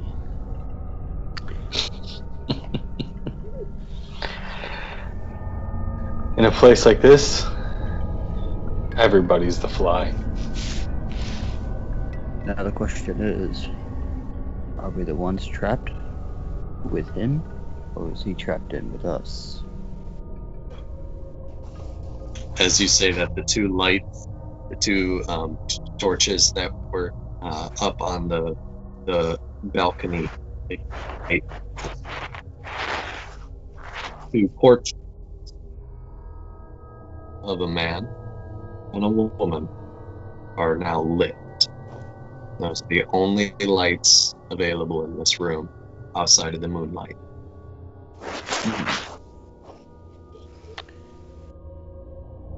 I take a look at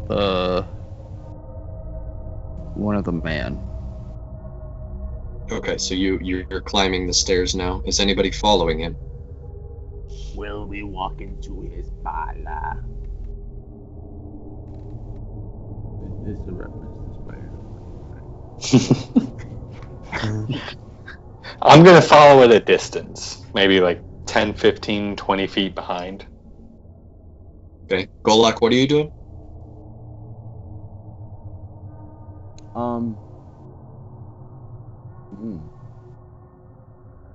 I'll just follow. I don't know. Yeah. Okay. You head up the stairs, all of you. As you approach this figure of this man, you notice that when you get closer, it looks a lot like one of the dancers that you had seen in the room that you were just in. You approach it close. You notice as you get closer and closer, there's something off about this. There's a different depth to this portrait than normal paintings. The eyes start to bleed out of the painting when you get within 5 feet of it. You can see the painting. The man's face is now smiling.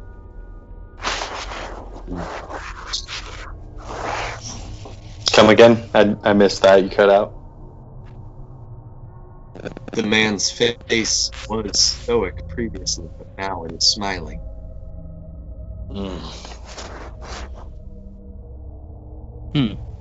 Torch. The torch on both sides of these paintings now goes out.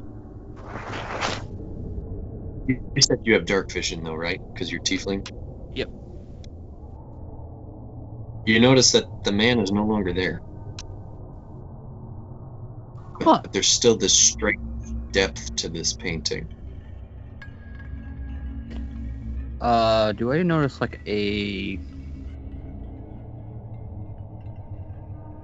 anything of like I pebble can't or anything that What's that? near? Do I notice like a pebble or notice some like decoration or something that I could use as a object to throw? I mean, there's the torch in the sconce that you could take out. All right, I grab up the sconce, and pull out my my flint. Between my knees, I hold the torch, and I strike up until I get a spark, and then I use scroll fire to light up the torch, and to bring it up. And I hold it up again, but this time I throw the torch at the painting. As you do that, when you would expect the torch to hit the paint, the wall shifts and absorbs the torch, and you see it now flat. Yes, now the torch appears still, but in the painting and on the ground. In the painting.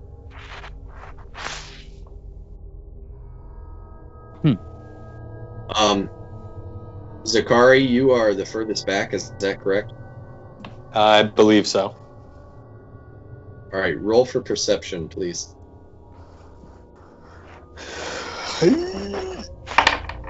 No. 9.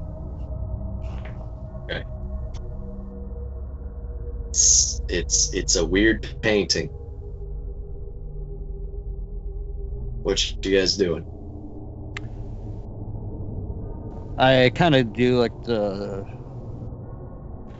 I kind of like just trying to figure some things out in my head. Turn back around to Zakari and Golok. As you do this, you see another figure directly behind Zakari.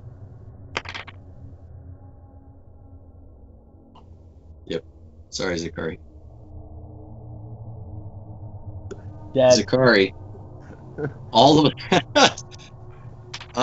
out of nowhere, you feel this cold rush across your back as something slices into you, dealing 8 damage into your back.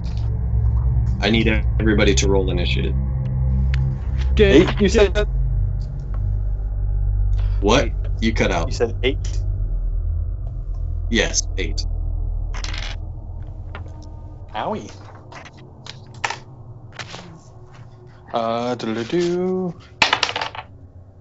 21. 12. Hang on.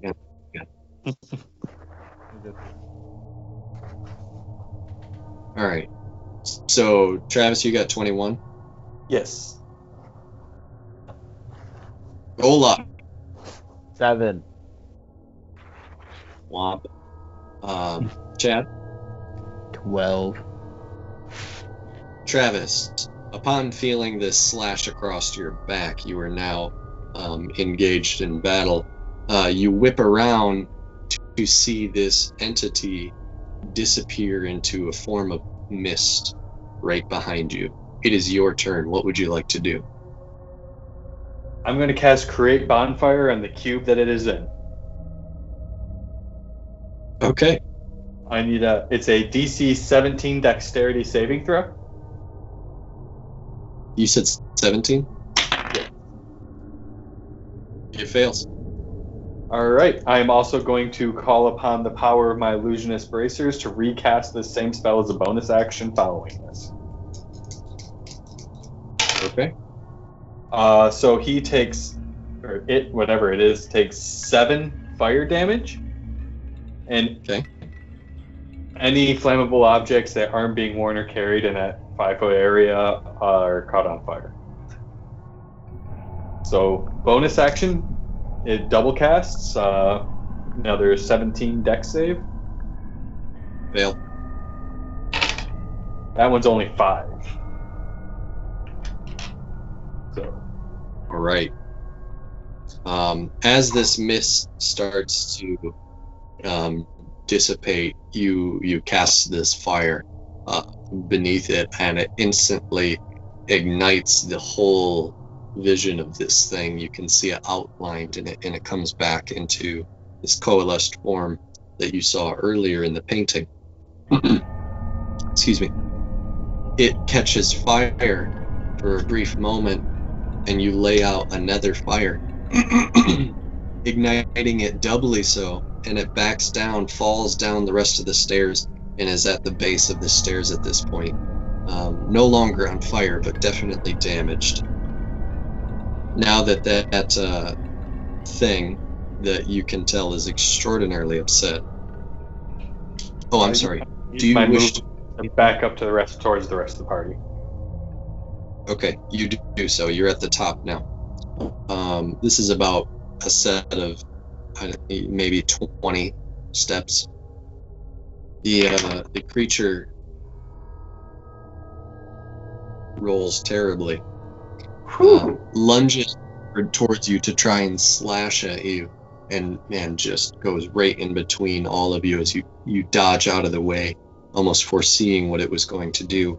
It quickly spins around at you and then jumps back into the portrait itself and then disappears. Trenton, it's your turn. Let's see.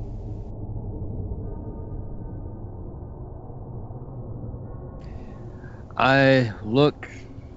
I see this wispy thing still. Is that what it is? It's like a misty.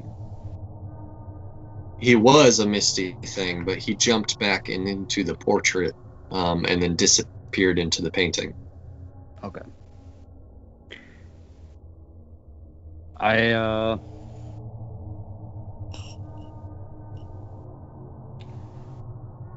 So I don't. It's in the portrait now, but I don't know it's in the portrait or it disappeared in the portrait. You can't see it in the portrait, but you know that it jumped back into the portrait. Okay.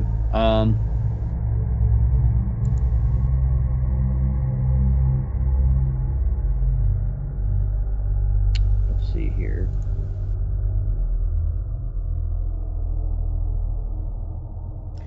I'm gonna go ahead and try to cast Witch Bolt. Okay. All right. Let's see. I gotta figure out it's a ranged spell attack, which is that my spell attack plus? It will be your proficiency modifier plus your spellcasting modifier. Which proficiency? The charisma one? Well, it'll be You're a sword, right? Oh, okay, yeah. 4 plus your charisma, because we're at our level. We have proficiency bonus 4. All right, so the +4 plus the spell attack. It's your spell attack is your proficiency bonus plus your casting modifier. So Okay, at our level, proficiency bonus is 4, then charisma, intelligence, or wisdom modifier for your class. Okay. All right. Yeah. All right. So that's what I'm going with. Okay. Because it said range, so that was where I was getting confused on. Yeah, mine's like a +9, I think, for my spell attack. Yeah. Yeah, I'm the same. Yeah. That 20. I think I got the. the lowest one. I got an 8. It just means you got like an 18 or so in your main stat. A 19. Yeah. Yeah. So Yeah. 20. Yeah. All right. Okay. So roll it. All right. Let's see. 25. Woohoo! Okay. Well, you send forth this crackling blue energy into this portrait, and I need you to roll that D12 and tell me what you get. Well, I'm casting this one at level 3. Oh, okay. Ooh. Cat really does not like fine art. I hate when things come to life out of paintings. It's such a drag.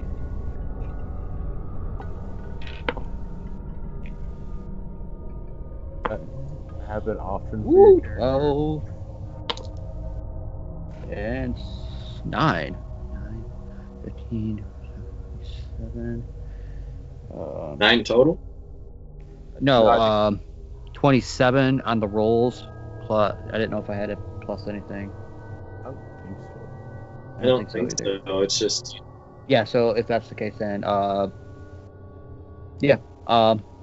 27.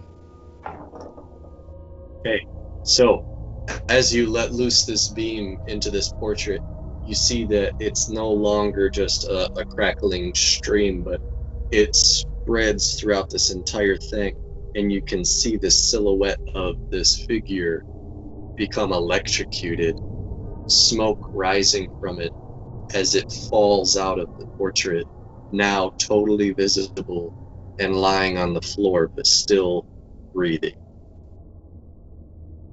What would you? Are you going to use your movement?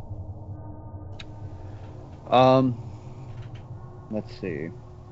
Any other bonus Could, actions? Or...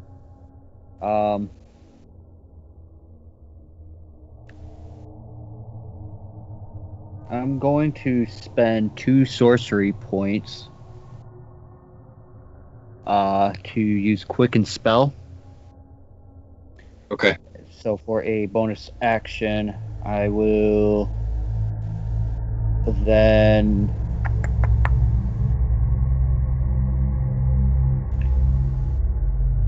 let's see here.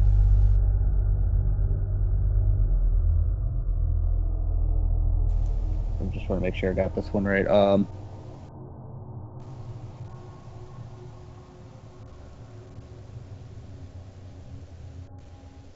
And then I'm going to utilize Agnazar Scorcher. Okay. At level 4.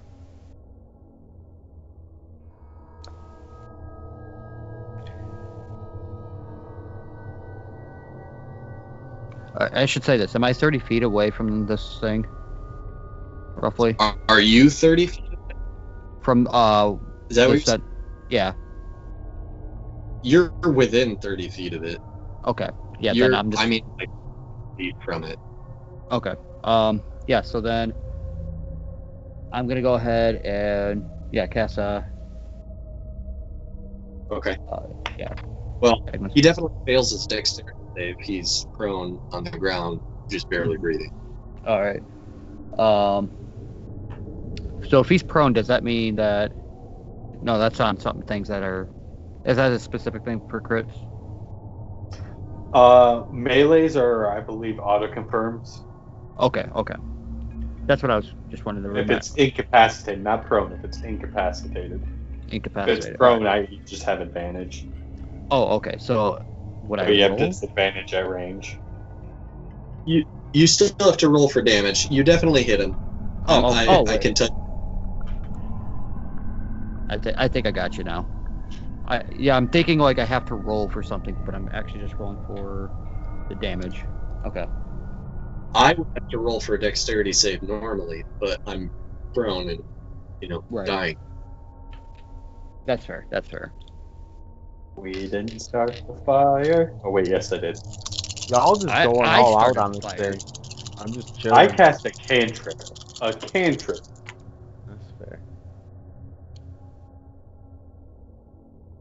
Oh, wow. This boy's over here casting 3rd level spells and fucking...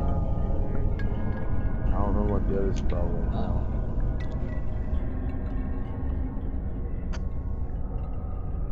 Much panache. 24 fire damage. Okay. So as you unleash this line of roaring flame into this prone individual, it instantly starts screaming and clawing. This terrible high-pitched noise bleeds into your ears as this thing just flips onto its back, and you can see it crispify and its bones turn to ash and fall in on itself. As you finish doing this, you see a large swarm of bats fly out from the other portrait and circle around this dust and coalesce into a female who looks at you, flings her mask off with these bright red eyes and these large fangs, hisses right at you and lunges at you. Come at me, bitch. How about thee? With a 21, which I'm assuming hits. Yes. Whoop, whoop,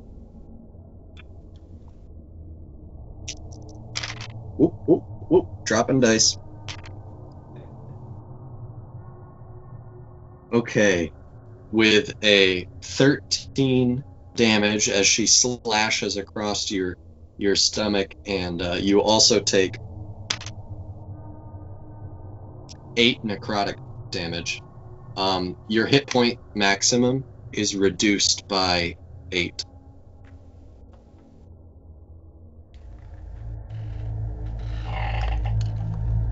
So that was 12 or 11 damage.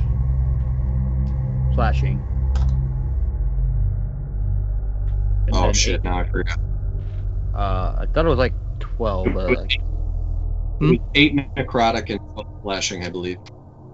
12 slashing. Okay, so But those 8 necrotic, you take out of minimum hit points, and you cannot regain that. She rises up with her other hand to attack you again. Dealing another 12 piercing damage, and this time 6 necrotic damage, again taken away from your maximum hit points that will not regenerate. So 14. And how much damage was it? 10 damage? Slashing, sorry. Or was it just... I'm trying to... Like, I had to adjust the modifier. It was another 12 damage piercing, and this time it was 6 necrotic that gets taken away also from your maximum health. Okay. Woo! She then leaps back towards this. You guys are now on the balcony, and at the end of this balcony, there's a door leading into the other tower. She leaps back, and this gush of wind follows as she makes it almost all the way to the door in a single leap. Golok, it is your turn. What? What? You're a little... Am I? Is that better? Yeah, just a little. I think so. What happened?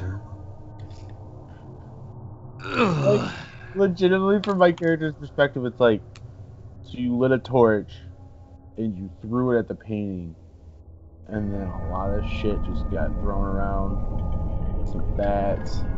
I don't even know if I can see the bats. I can't see in the dark. I don't think they can. You're a dragon, or you can't have dark vision? Do they have dark vision? That'd be cool. I'm pretty sure most everything has dark vision in 5e. Probably right. Let me just double check it. I'm sorry. I should have wrote. That's like one of the one things I didn't write down. I only have dark vision. I'm gonna say that you do. I do. You're a dragon I have boy. dark vision. Yeah, you're right. Oh, then I know everything that happened.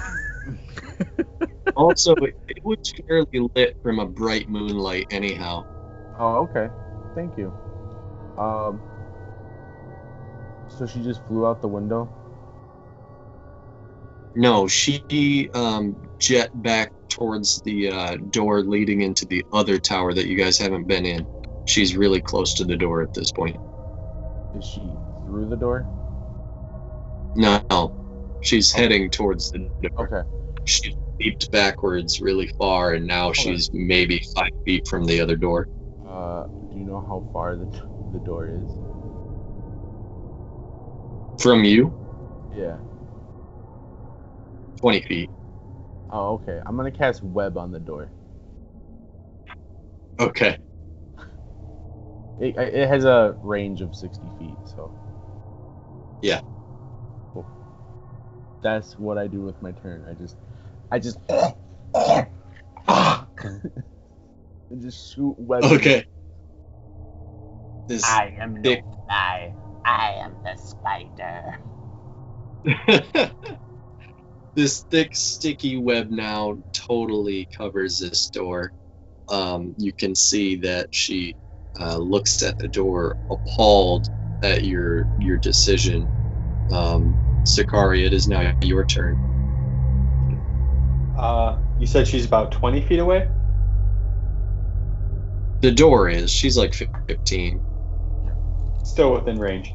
So I'm going to grab my canteen at my side and flick it forward so that there's a little stream of just water. Take my hand, draw a circle around, and cast Ice. Okay. So I make a ranged spell attack. Yep. Like So roll. Yeah. 19. That definitely hits. All right, so she's going to take 1d10 piercing damage, and then needs to make a dexterity saving throw. Critical fail on the dex save. Dope. So 4 piercing damage and 2d6 cold damage, which is 8. So 4 piercing, Okay, 8 so- cold. The web seemed to caught her by surprise. In her normal agility, she appears like she would have been able to potentially even dodge this, but you know what you're doing and you know where to aim, and this shard lands true right into her heart and explodes within her, and she crumbles. She screeches and just crumbles. She's gone. Ooh. The whole room lights up again. What do you wish to do? I checked the painting real quick. Painting has a torch in it. The background of the painting appears to be this very dim, poorly lit, but now it's a little brighter with your torch in there. This concrete area with a door in the background, these runes all around it, with something carved into each one, and above it is a large skull with 2 horns that come back like goats. Do I recognize the runes? What languages do you speak? Let's see. I speak Abyssal, Common, Draconic, Infernal, and Primordial. Yes, you do actually, and you notice that this is it's a barrier, it's a ward, and it's to keep more common folk, less experienced than you, from touching the door. If you just walked up and touched the door, you would be incinerated.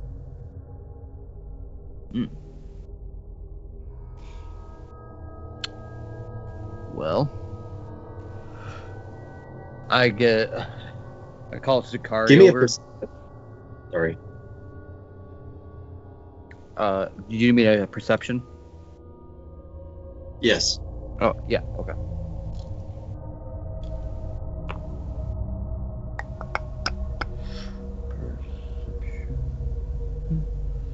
Perception. 15. Okay. You notice that on the walls of this area, there's common stonework, or I'm sorry, there's stonework that looks familiar to you, and you realize that the same stonework was found on the inside of the towers, or the tower that you were just in. It looks very similar, almost the same.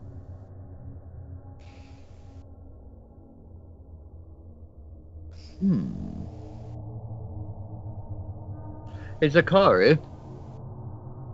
I'd be, while he was doing this, inspecting the burnt body on the ground, looking for It's any ash. ash. There's no remains, no gear, no nothing. Entirely ash. Okay. I will walk over to. There is a Trent. gold. I apologize. There is a gold ring. Very basic, but it is a gold. I'll pick it up and pocket it for now. Then head over to Trenton. Zakari. Hmm? When you look inside this painting with me, I inspect the painting. You perceive the same thing. You notice that it is the same stonework as what you witnessed when you were inside of the tower coming down the staircase. so you see what I see. This is most peculiar.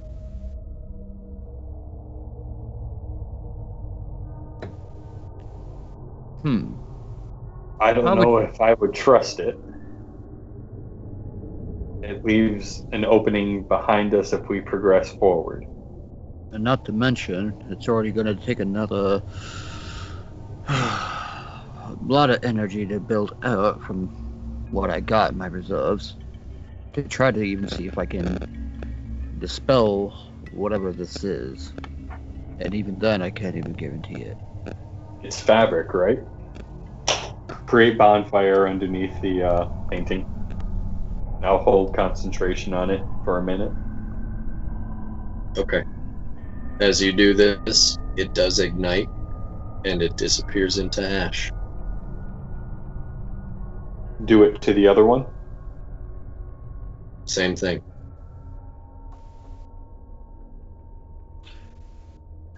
Well, I guess One that less is... door to worry about. Well, let's hope that there's no other openings or paintings, I guess.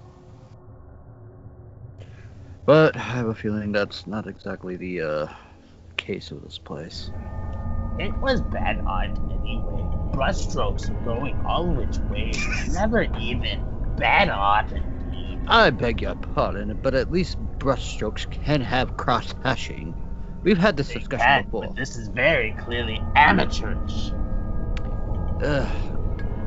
Have your eyes really seen a good cross-hashing? Because I pointed out one when we were at the Duke's house one day, and you were freaking out that it wasn't done correctly when it was obviously done by It wasn't done correctly. It was by a famous artist. I've seen bears have better cross-hatching than that. I bet you haven't even seen a bear. I've seen a bear. I can be a bear. I can make bears. I've seen bear. You know, I am real. You said there's another tower from the courtyard. There is another tower. You have gooed up the one door leading to this section of it, but you remember seeing a door at the base level of this leading into the other tower.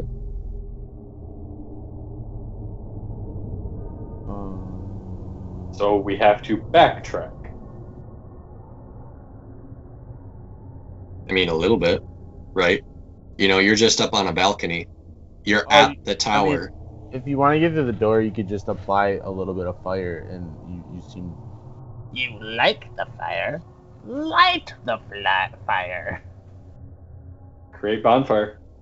Yeah, it right, literally you do goes that. away looking around. I love this cantrip. The wick dissolves, but the door seems oddly untouched.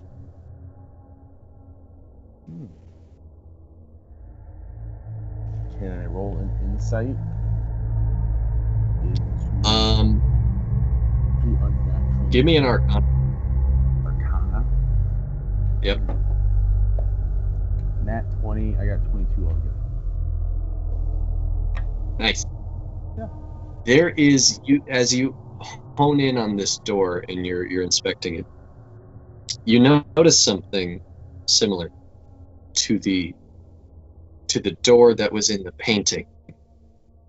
It's very, very similar, but there's subtle nuances, and you can almost see this like phase shifty aura that's emanating from this door. For a split,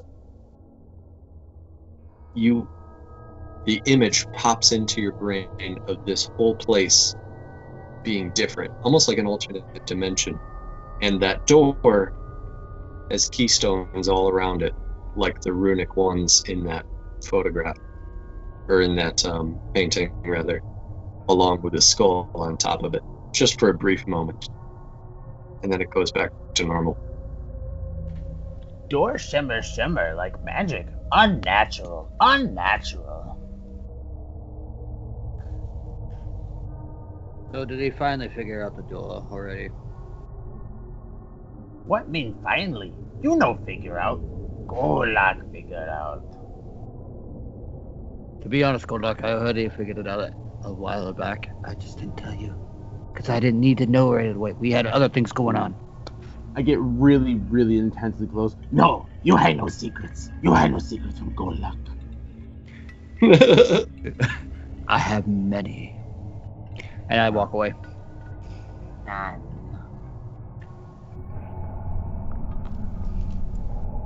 Alright, So now what?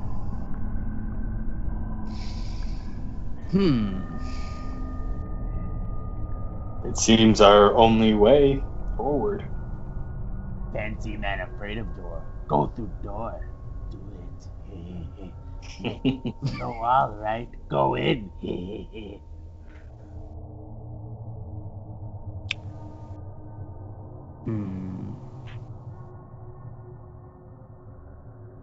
What do you do? Can you not cast magic into that other door? Golak can. That is beyond my skill set. What was it? Cast magic through the door? I'm sorry, what? Did I hear that right? Say cast magic through the door? To dispel the door. Oh. But it seems that the door would be a portal to further areas. I have a hunch, and if I get turned to ash, I blame you guys.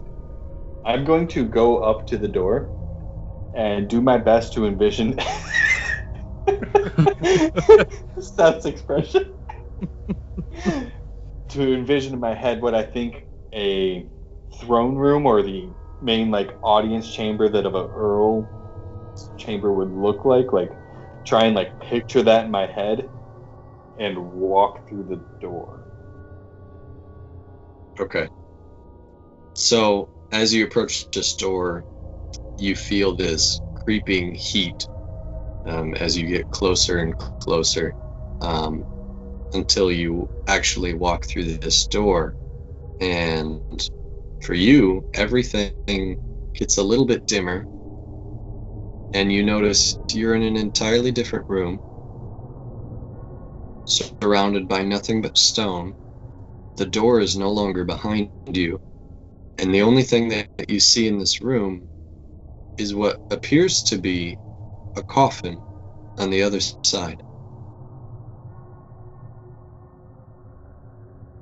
He's dead. He's dead. Did you not just see him walk through the door? Eviscerated. Burnt to ashes. I Just have- like he'd like, I swear. Have you ever seen a rune door that has incinerated somebody? Because I believe I have. And I believe that would be ash pile right there, not just disappear. Swamp have many doors, many ways. Strange things happen. We're not talking about the swamp here. Why not?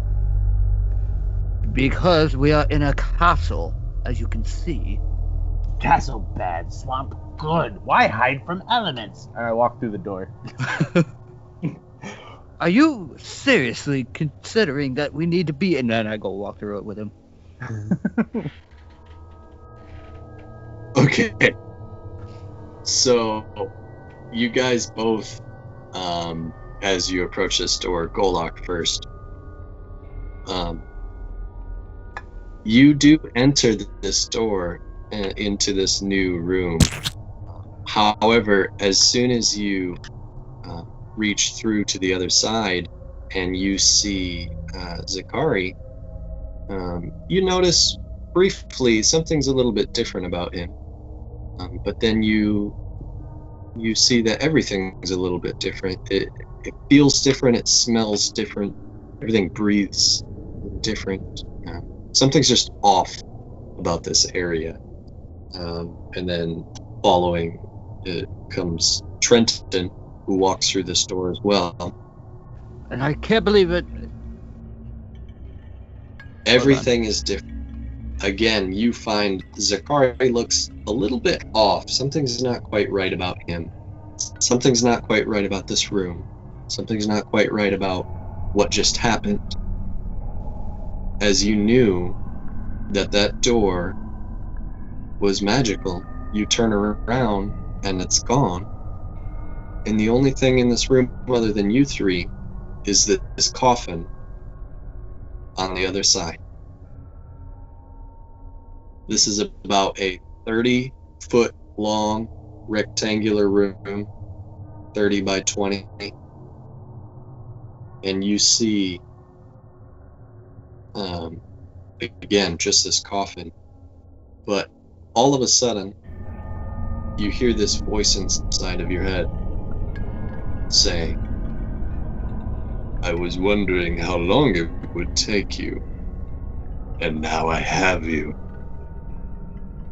All the lights that did exist in here go black. It's now pitch black in here. All of you have dark vision, is that correct? Except, well, Zakari, you can't see because you're human. Right? Shadow sorcerers get dark vision, 120 feet. Ah, okay. Alright. So, the coffin pops open, and slowly levitating up comes this gentleman-looking figure, blonde hair, nicely dressed. He says, "My name is Andre, and I am the Earl. And I am also your last vision." And he disappears into bats, and they fly around the room and appear again next to you. He coalesces into his form again and goes to swing, and I need everybody to roll initiative.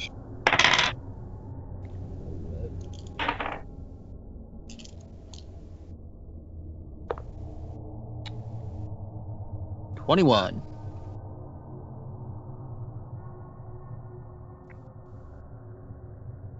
Travis?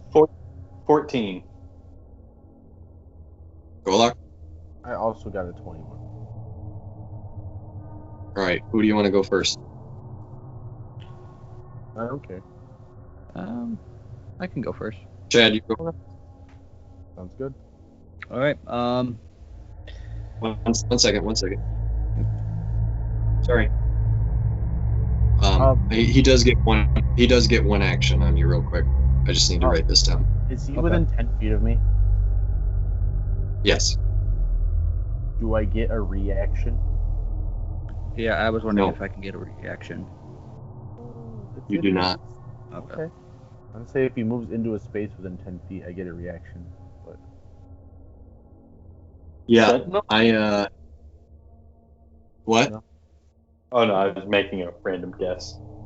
no.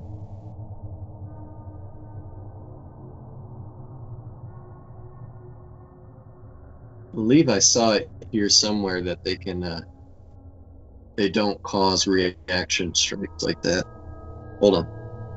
Yeah, you're fine. I mean, you're the GM. Does it cause a reaction strike? You can say no. Like, No, I hear you. right. I'm in the zone right now. Auto zone? Yes, 100%. So, anyhow, so he comes in, coalesces his form directly next to you, Trenton, and he swings at you with his claws, trying to, well, his extremely sharp nails.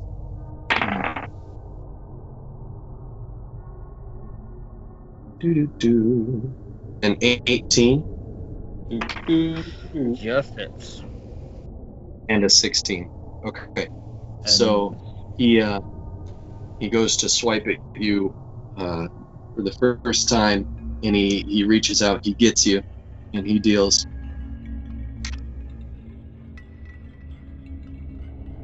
8 damage as he slashes across your arm.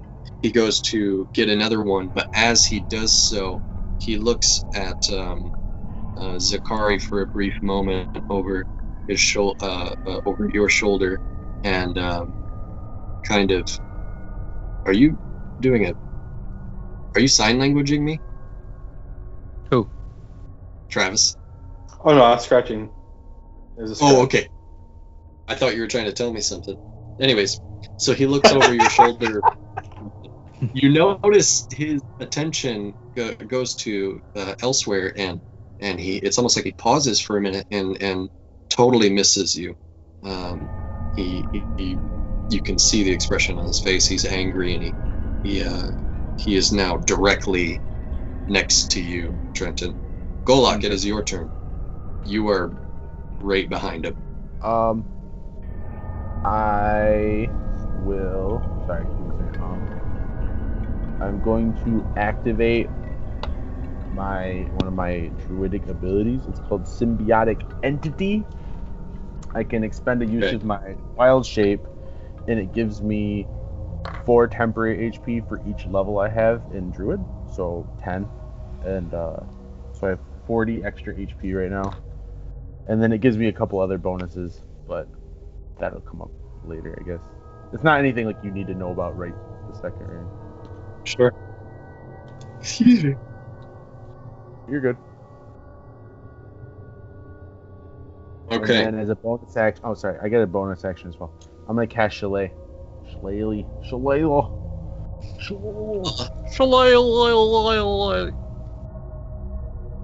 Yeah. That'd be it for me. Okay.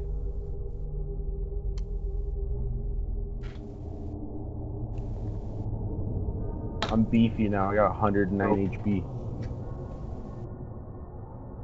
Nice.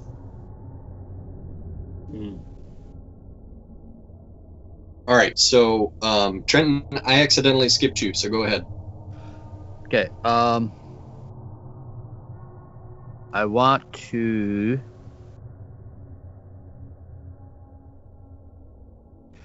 I want to disengage the Earl. Okay. Is that a bonus action? Only if you're a rogue, it's an action otherwise. Okay, so it's an Yeah. action. And then I'm gonna spend. Let's see, make sure I have this right here.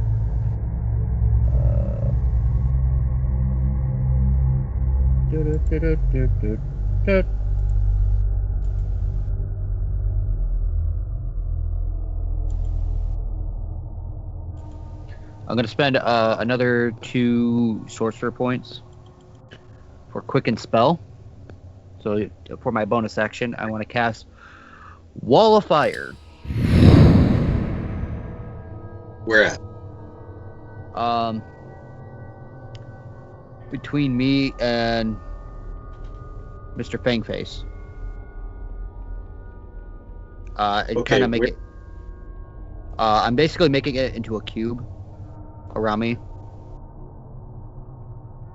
So I back up 10 feet, and I, from the disengagement, I backed up 10 feet, and then cast a Wall of Fire with all around me.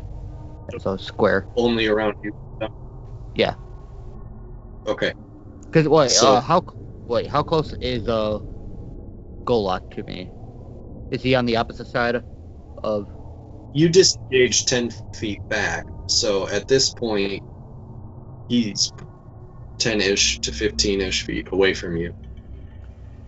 Golok is? And the wall, yeah, and the wall you can make 60 feet long, 20 feet high, and a foot thick. So it's up to you on how big you want it. I'm just trying to gauge where everybody's at, all at the same time. Sure. How far is Zakari from me and the or from me? 10 feet. Okay, and Right behind you. Zakari is right behind. Rather, That's he Zakari. was maybe, and then you jumped back 10 feet. Okay, so he's about 10 to 15 feet away from me. Yeah. Okay, and Golok is. So how I'm imagining it is if I'm right here and this is the vampire. Here's Golok, the vampire, Zakari. Okay. I will then extend the barrier out to make sure Zakari is covered with it as well. So Okay. he's in the square with me, basically. Golok, you're on your own. Sorry. All right. So as you do this, you ignite this wall of flame, and excuse me, the Earl Adrian looks around and notices that Golok is the only one outside of this flame. Sees what he assumes is an easy target and goes to attack. I'm assuming a 27 hits you. Yeah, that hurts. And a 25 Yeah. as well. So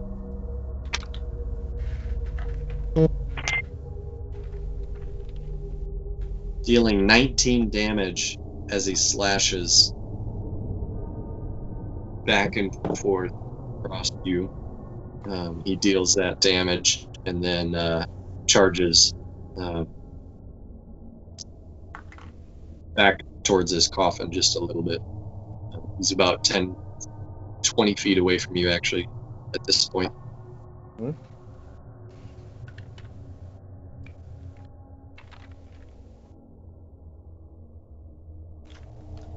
Zakari, it is your turn. All right. Can I see Adrian? You can, I mean, this is a foot thick of fire.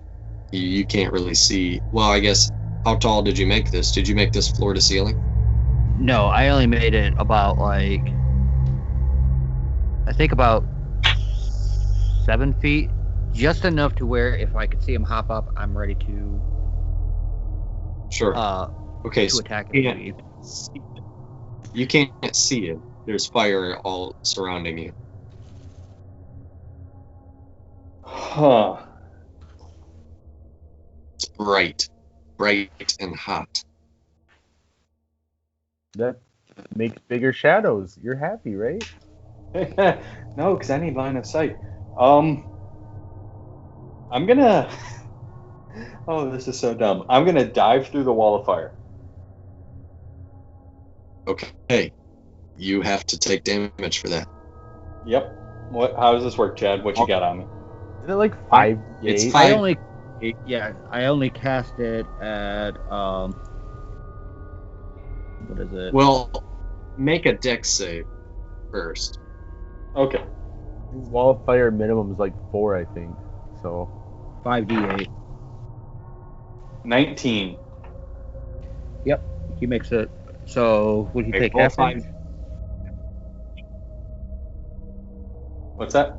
You would take half damage. All right. Yep. So what's damage? All right, let me find it. Man, I got to start getting some more die here soon.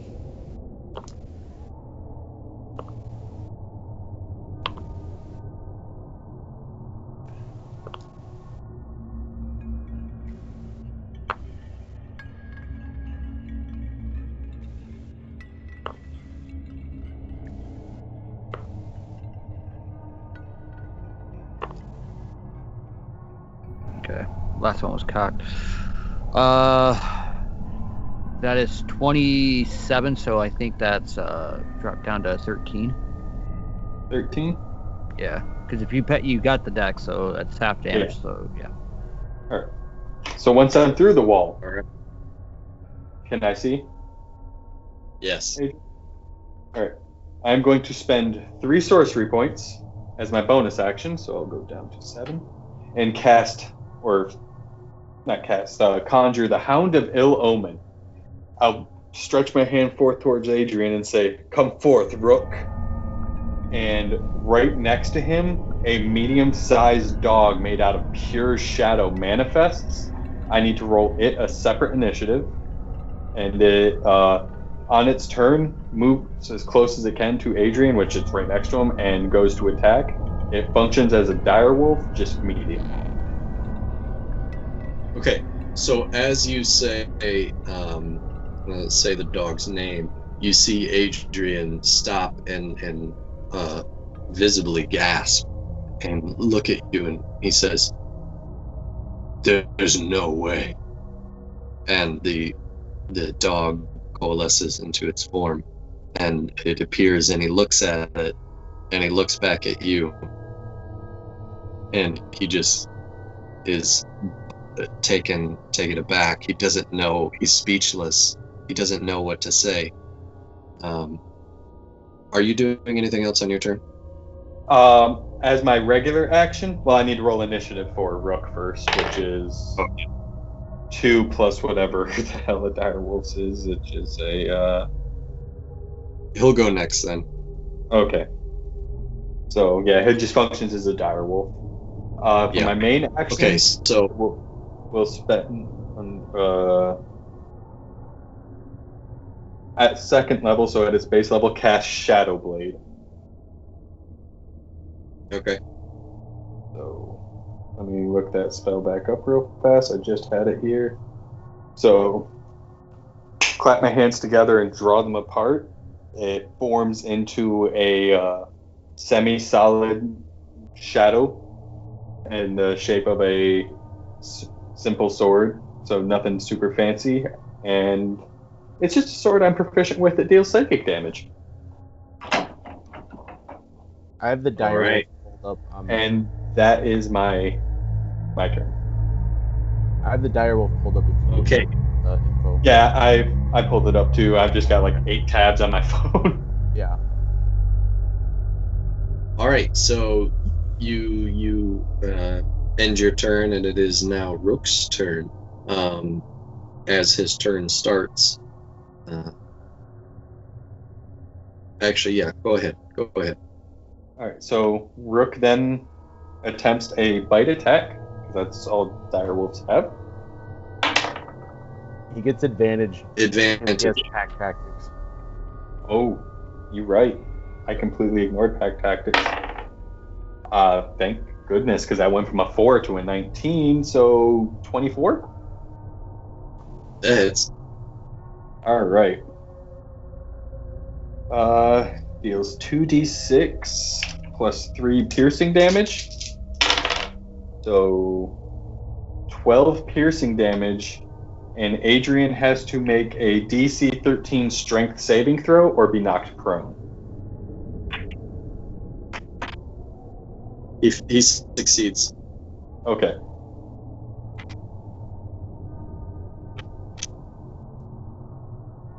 So as the hound finds purchase into this vampire, he just looks at it. He definitely takes. Go ahead. As long as the hound is within 5 feet of its target, the target has disadvantage on saving throws against any spells I cast. Okay.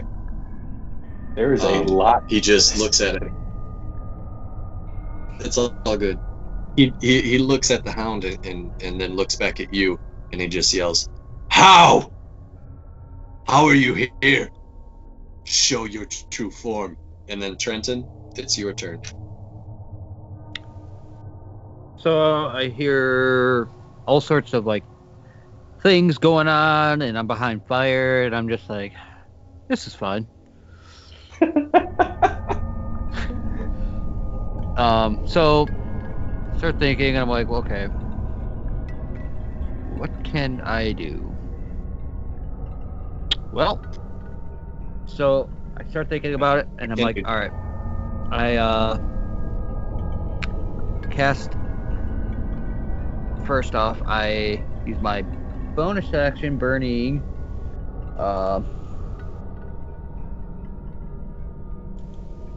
Let's see. So I'm burning another 2 sorcery points to cast Dimension Door. Okay. Make sure I'm on that.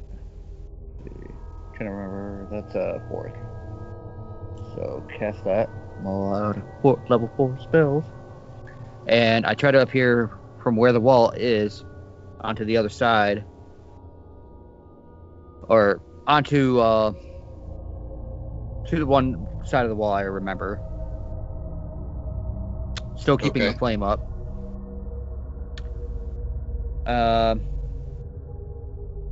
And then I try to, and I see the situation, and I try to move a little bit to where I'm just getting a pure view, where I can not hit anybody and just get nothing but the Earl, Fang Face. So I'm just trying to like put myself in a position where I can cast something where I think it should be either. It's gonna be tough with that hound right there too. Yeah. So if you don't care about the hound, we can get you there. Otherwise, you have to kind of appear by his coffin, and depending on what spell you hit. Actually, yes. I'm gonna do that. Appear by the coffin, or at least about a good. Let's see where we at. Yeah, I could probably do.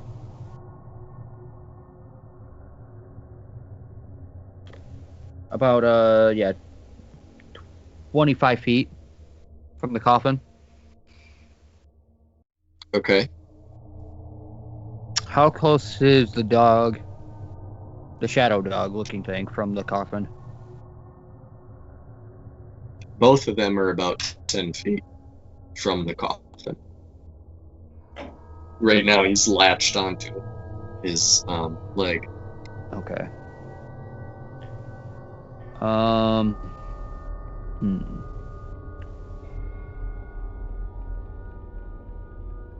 Since I've already appeared like 25 feet from the coffin, I'm gonna back up.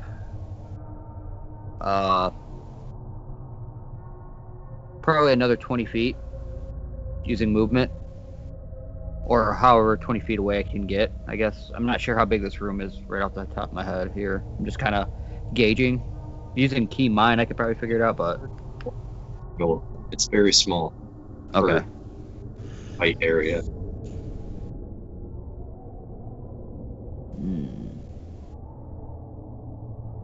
So what is it exactly that you're doing?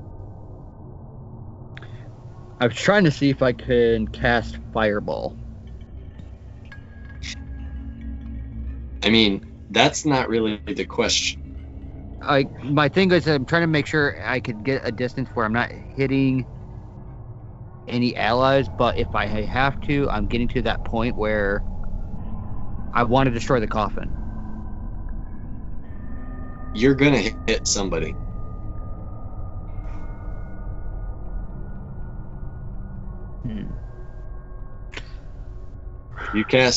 If you cast Fireball, you're definitely gonna hit the Hound. You're gonna hit the Earl, and you're gonna hit Golok. Actually, isn't Fireball? It's a 20 feet radius. And how big is this room again? 20 by 30. Oh. You're gonna hit everybody. Nuke 'em. Nuke 'em. Yeah, because I'd pretty much be at the 30-foot area trying to cast everything, and I'd be hitting just about everyone. I can go nuclear for just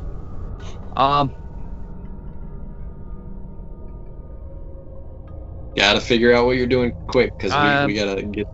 Yeah, I'm gonna go ahead and just. I'm going the nuclear solution. Okay. Spell it out for me. What are you doing? So I dig deep. I pull out a parchment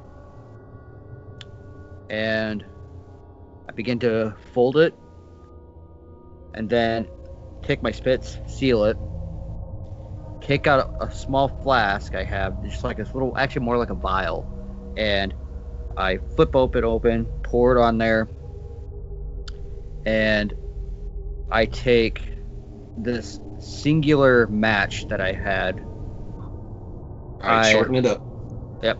Slice it, put it on, create the effect, burns up, and then you see this bead in my hand. I shoot it up towards the up and arcs into where the coffin is. It's at level 5. Level 5. Okay. Level 5. And what spell is this? Fireball. Yeah, that's what I thought. So 8d6 is its base, and if you're using level 5, it's 9d6. Is that right? 10d6. It's a third level 10d6. spell. Yeah. You upped it by 2. All right, everybody make a dex save. Well, Vampire certainly failed. I got an 18. Oh no. Oh no. Nat 1? Critical. All right. What was the save number? Total 6. No, I don't care. Oh, about for you. the DC save? So I got Save an is 18.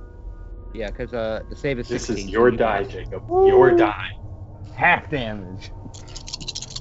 True. All right, here we go. Okay. A lot of dice.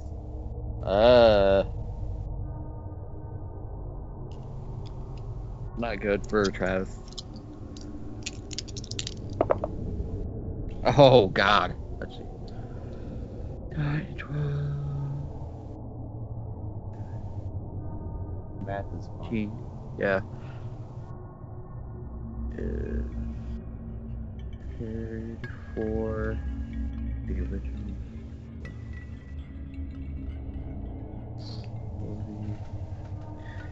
48. Oh, that's fine. Oh, I'm still up. Ow. But I'm still up.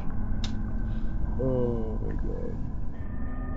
So you ignite the area, and it just explodes this whole room, engulfing everyone.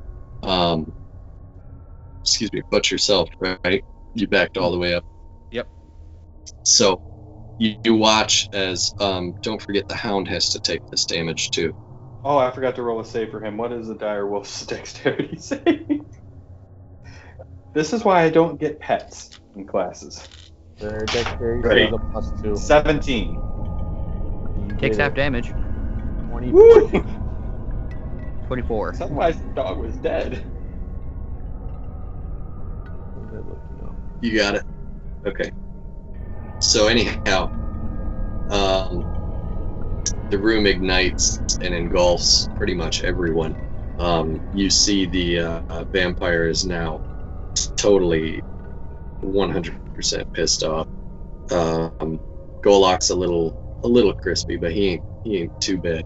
Zikari, however, he took some damage, and so did the hound, who is now released from the leg. Huh? I'm up. Yeah. Golok, it's your turn. Well, I'm not happy.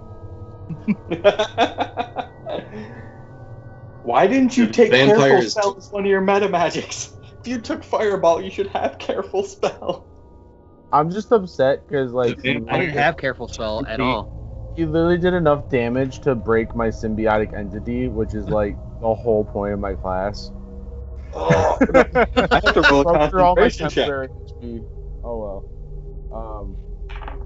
So the Actually, vampire's attention is entirely on Zakari. the vampire failed to save. That was a 22 on my concentration to maintain Shadow Blade, by the way. Okay. So I'm He pretty sure. failed, Okay. but again, his entire attention is Yeah. totally on Zakari. Yeah. I'm gonna cast poison spray at him. I'm gonna cast a cantrip. Yeah. Where's the number on that one? Sorry, give me 1 second. Okay, so it's 9. I got a 19. They have to succeed a Constitution saving throw. Constipation throw. 17 to save. Actually, you said Constitution. Yeah. You got an You got an 8? 18. Oh, well. I guess I'm done. That's it. Yeah. It's fine. All right. On to the vampire. He instantly transforms into bats and then coalesces back into his form directly in front of you, Zakari, and he reaches out to take you by the throat. I'm gonna go ahead and say make a dex save for me. 21. Okay. He as he forms, you can see the entire bits of his eyes are blood red, and as he's baring his teeth and reaching out for your neck, he just screams "You!" and you just bolt to the side of him. I'm gonna go ahead and say, what do you do at this point? He misses. I'm gonna take a swing with my shadow sword. Okay. Hit him. I'm gonna try. It's only a 14 to hit. Well, that does not hit it. Well, I'm gonna say you actually have advantage on this.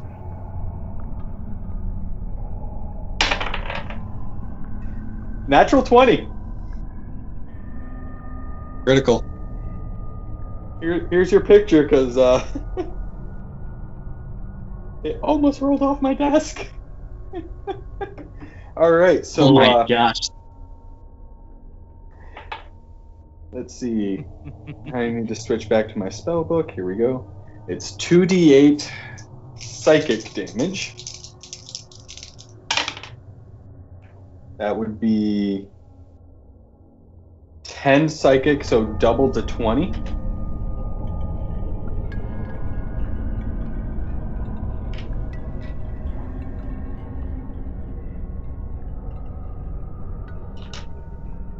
That's Okay. that attack.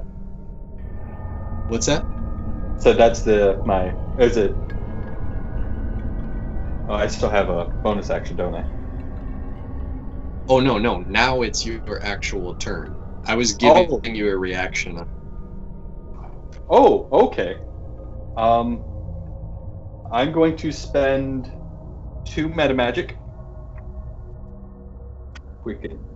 to cast a quickened true strike on myself. Okay. Which, do they get a save? No. I just have advantage on my next roll against my target, which is Vampire Boy. Then I'm going to take for my regular action, the attack action with my Shadow Blade. That's an 18 and a 3, so 20 plus 20. cannot math. 21? 18 plus 9. Oh, 18 plus 9. 27. That's To hit? 27. Yeah, to hit. That's just a hit. Oh, you definitely hit. Okay. And then that will be another 14 psychic damage. You lunge your blade right into him, and you can see him get. He can feel the damage for sure. He's looking pretty hurt. He looks into your eyes, and he just questions you again. How? And now it's the Hound's turn. And since I'm right there, Rook will get advantage. I love rolling 2d20 for the good side. Disadvantage. Ooh. All right, let's go. That is a 10 and a 14. So that will be a 19 to hit. Certainly hits.